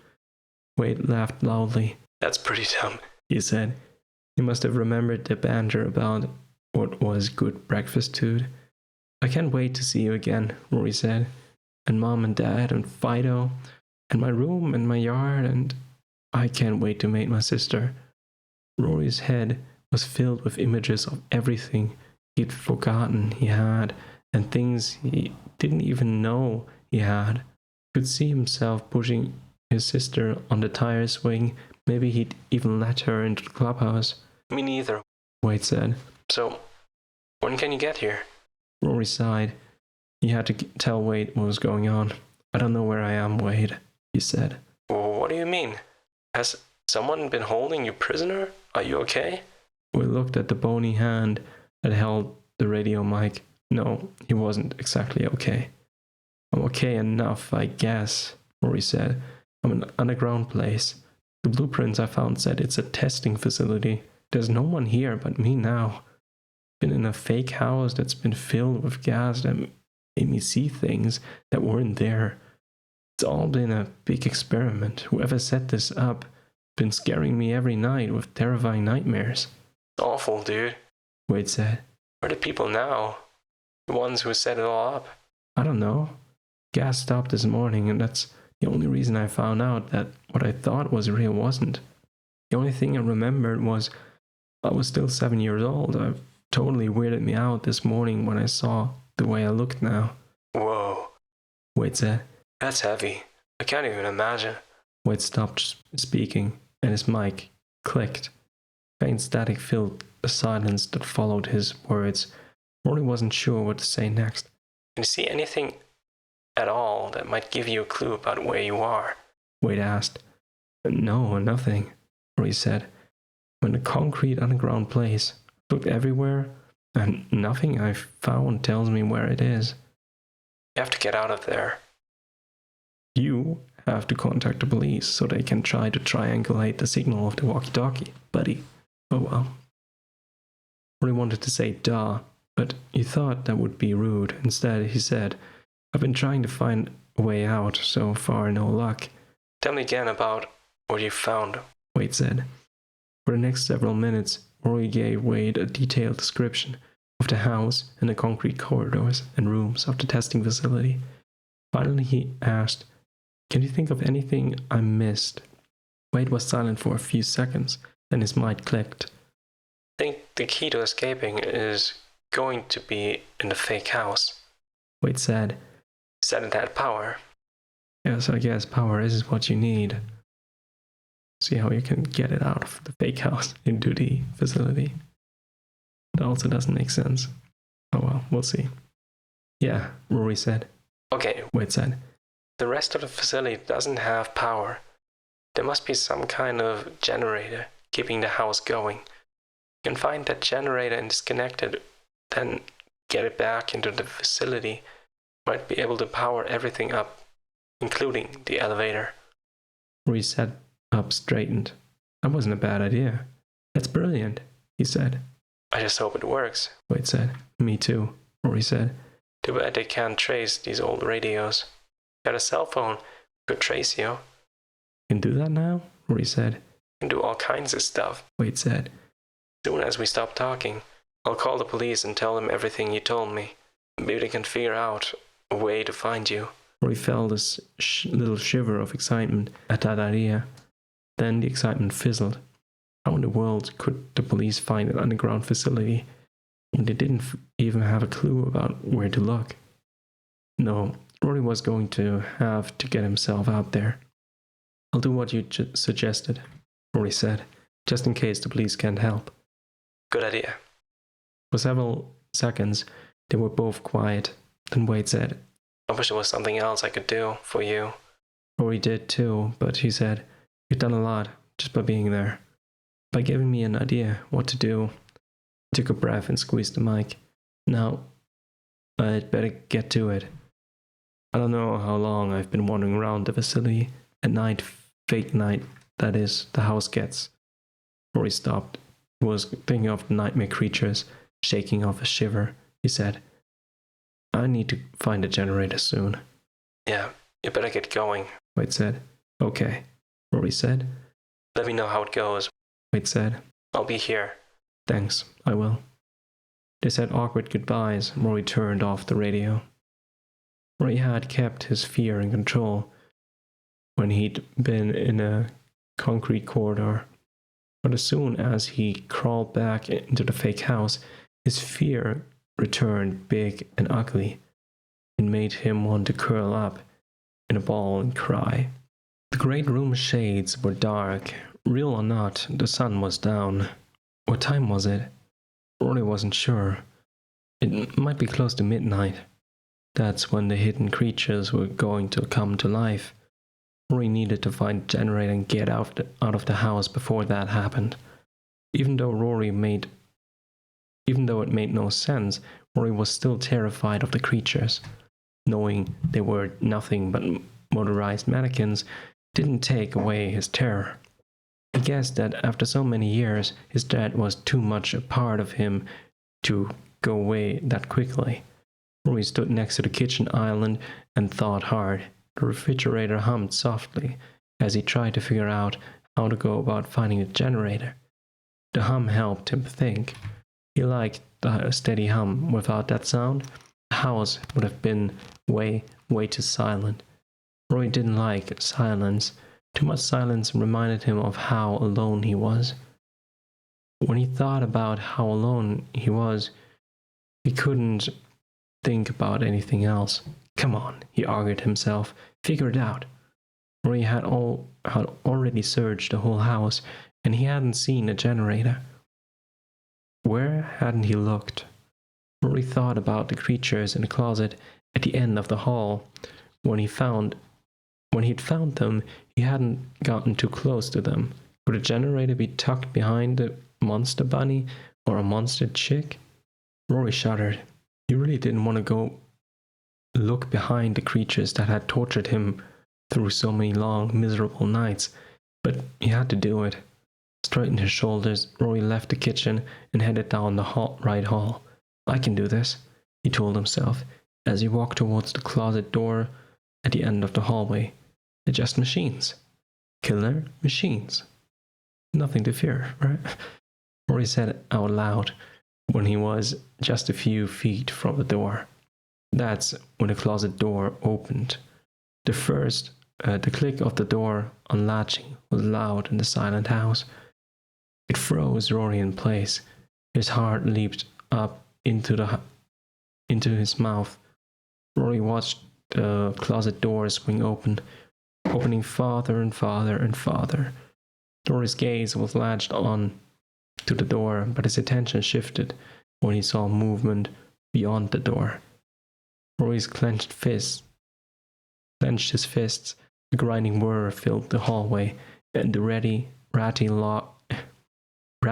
yellow, chick-like creature began moving. Rory's nightmare was coming to life. Rory's throat tightened. His legs suddenly felt rubbery. He shifted his feet to keep his balance. When his feet moved, Rory felt the hard metal of the railing in the floor. He looked down. It's just a mechanical monster, he said out loud. Shifting his gaze, Rory looked ahead at the holy yellow chick. You're not real, he said to it. The chick didn't reply, of course. It couldn't. It was a machine. Feeling stronger now, Rory widened his stance and faced the chicken. Up close, he could see how fake it really was, as it glided out of the closet and down the hall towards Rory. Rory once again shifted his gaze to the floor. Clearly see that the chick's feet were attached to rollers that skimmed along on the railing set into the floor. "Can't hurt me," Rory said to the chick. Again, the chick did nothing but what its machine programming told it to do. It rolled forward along the railing until the railing curved towards bedroom door.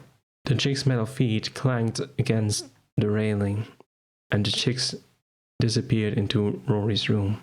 Rory rubbed his arms. Even though he'd now seen the machinery working, he still felt nervous being so near to one of the creatures from his nightmares. Just get on with it, Rory told himself. Pushing forward, Rory checked out the now empty closet to see if it held a generator. It didn't. Back in the kitchen, Rory looked around. He checked out the other creature's closet too, the one on the end of the left hallway. By the time he did, the purple-blue bunny had rolled into his room. The bunny's closet wasn't hiding a generator either. Where else could Rory look? When Rory's gaze landed on the island's cabinet, he realized that he couldn't remember ever opening it. He turned and looked around the rest of the kitchen. Had he ever gotten anything out of any cabinets? He'd opened the one drawer to get the flashlight, but he couldn't remember opening anything else. Rory looked over the sink. A small glass sat near the tap. That was the only glass he could ever remember using. He never used plates. He always got his food from the fridge. What if... Rory looked down. The large cabinet in the kitchen was the one in front of him. Was it big enough to hide a generator? Rory dropped to his knees.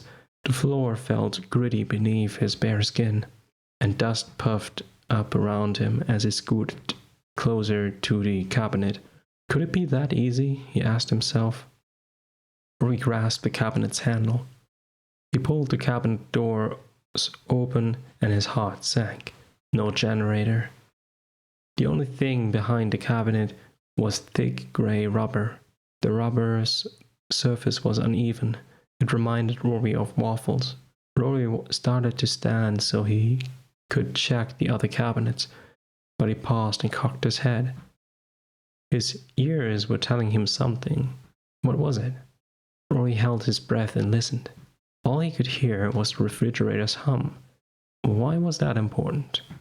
Turning to look at the fridge, Rory wondered if the generator was in the fridge, maybe in the part that was supposed to be the freezer.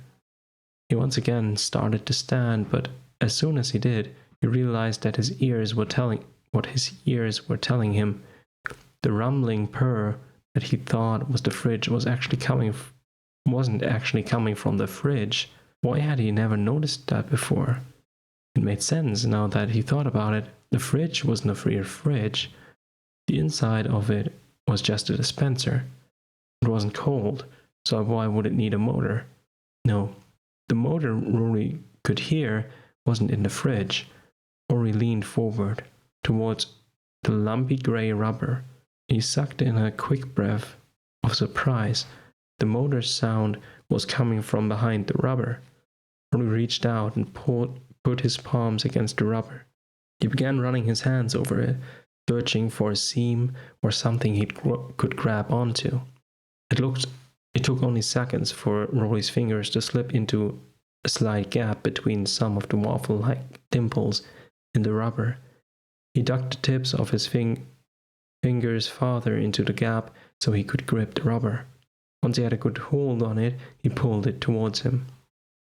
At first, the rubber didn't give, but when Rory leaned away from the island, yanking hard, the rubber made a squishy, crunching sound and tore loose. Immediately, the ground of an engine filled the kitchen. Rory fell back on his butt, a big chunk of grey rubber clutched on his fists. Tossing aside the rubber, Rory looked into the island cabinet. right at a faded orange generator. The generator was vibrating, was chugging along steadily. Rory looked at the rubber. It was soundproofing. He realized the rubber had muffled the generator's motor. For some reason, it had made it seem like the sound was coming from the fridge. Or maybe it was the hallucinogenic gas that had done that. Rory had misinterpreted everything about his life for years and years. It wasn't a surprise that he'd never pinpointed the motor sound during that time.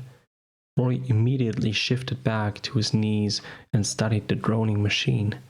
The generator wasn't big, maybe 3 feet by 2.5 feet. It was probably heavy though. Rory reached for its metal frame and started to tug on it. Yes, it was heavy. Very, very heavy. It didn't budge. Rory, however, was determined. He repositioned his knees and got a bit better grip on the frame. He started to pull on it again. This time, letting out a small metallic groan, the generator scooted forward a couple inches. Hello, Rory.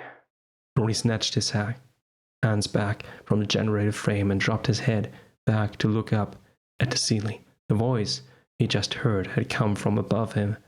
Was someone here after all? Was someone watching him? Please don't disrupt the generator, Rory, the voice said. Rory immediately spotted a large white speaker on the ceiling above him, tucked between 2 grey metal light fixtures. The speaker blended right into the white painted ceiling. That must have been why Rory had never seen it before. That and the fact that the gas he'd been inhaling had been making him see things that weren't there and not see things that were there. Who are you? Rory asked the voice. Generator is what keeps everything running, Rory, the voice said. Taking care of you. The voice coming from the speaker was a man's voice, maybe a man about Rory's dad's age. It was a very nice voice. The voice was low and smooth. It was calm and soothing. Who are you? Rory asked again. You know you want to be here, Rory, the voice said. And the generator makes it possible for you to stay here. It's hooked up to a steady supply of gas, Rory. Always there for you. Why can't I see you? Rory asked. If someone was there, Rory wanted to see them face to face. Why would the man talking to him stay hidden? Why didn't the man come out to talk to him when Rory was wandering through all the concrete corridors? Why didn't the man ever spend time with Rory? You ran away from home, the voice said. Don't you remember? Rory pushed his hair out of his face as he concentrated on what the voice was saying. I ran away, he thought. You didn't fit in at school, Rory, the voice said. Rory's question suddenly didn't feel important. Even though Rory couldn't see who was speaking, the sound of the voice felt like a warm hug. He closed his eyes, and in his mind, he could see a reassuring smile. Had so much trouble in class, Rory, the voice said. Couldn't understand the equations in math. You had trouble with your reading.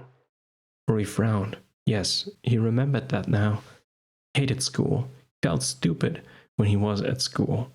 Felt like he was wrong somehow. Like he couldn't get anything right. Felt like an outcast at school. Wade was his only friend. And the girls, Rory, the voice continued. Remembered how the girls thought you were wimpy? Rory hunched his shoulders. He remembered that now too. That was why he and Wade had built their clubhouse. Girls didn't like Wade either, so they built a place where girls weren't allowed.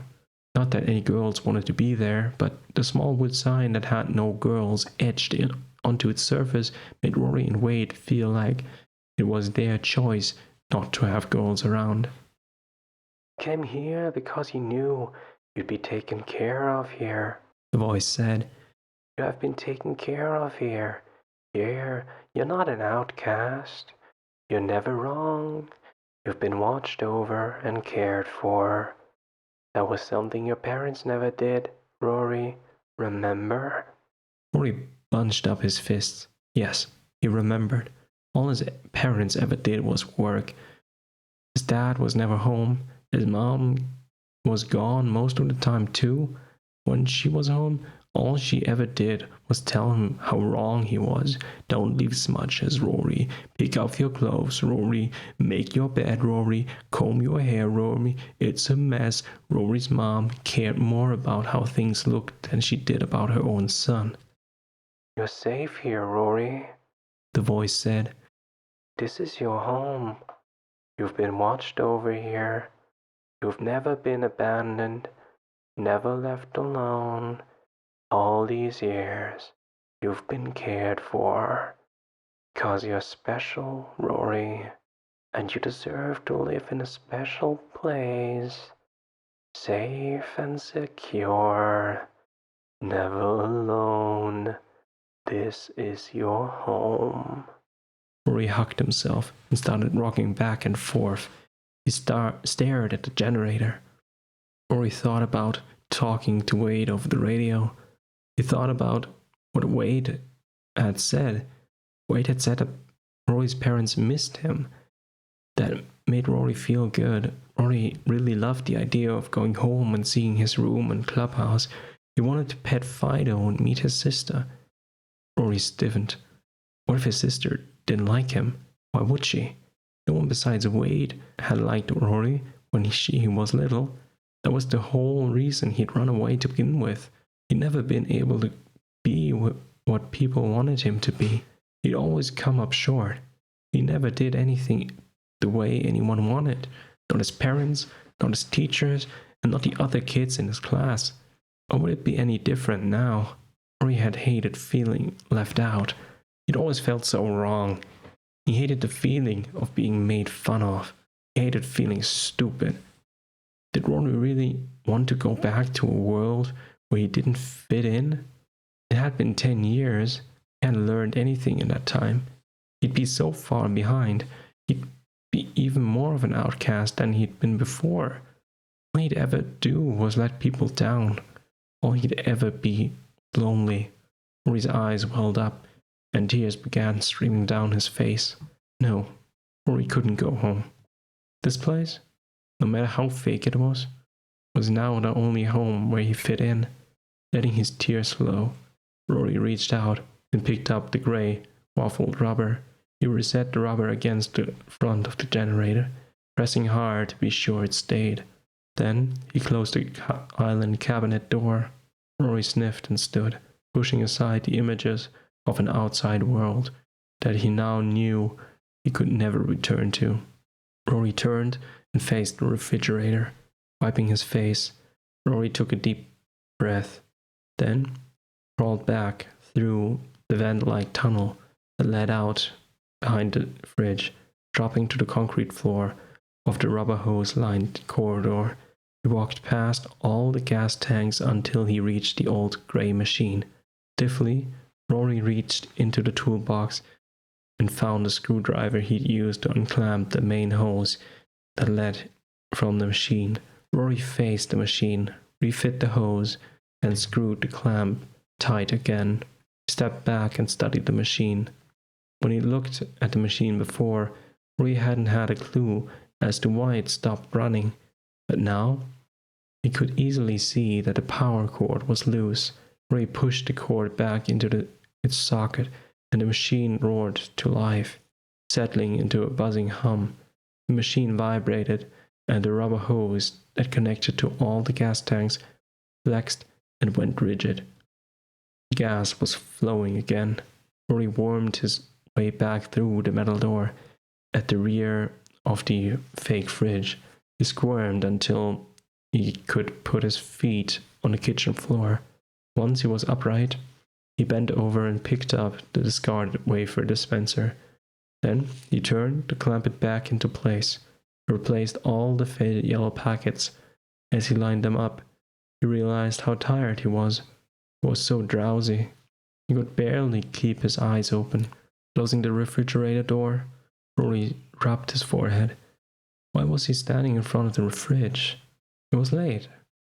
Rory turned and looked at the dark window shades in the great room. It was really late. He should be in bed. Rory's gaze landed on his red backpack, frowned.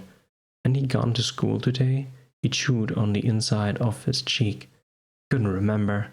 Rory sighed and shrugged. It didn't matter. What mattered was that he needed to go to bed.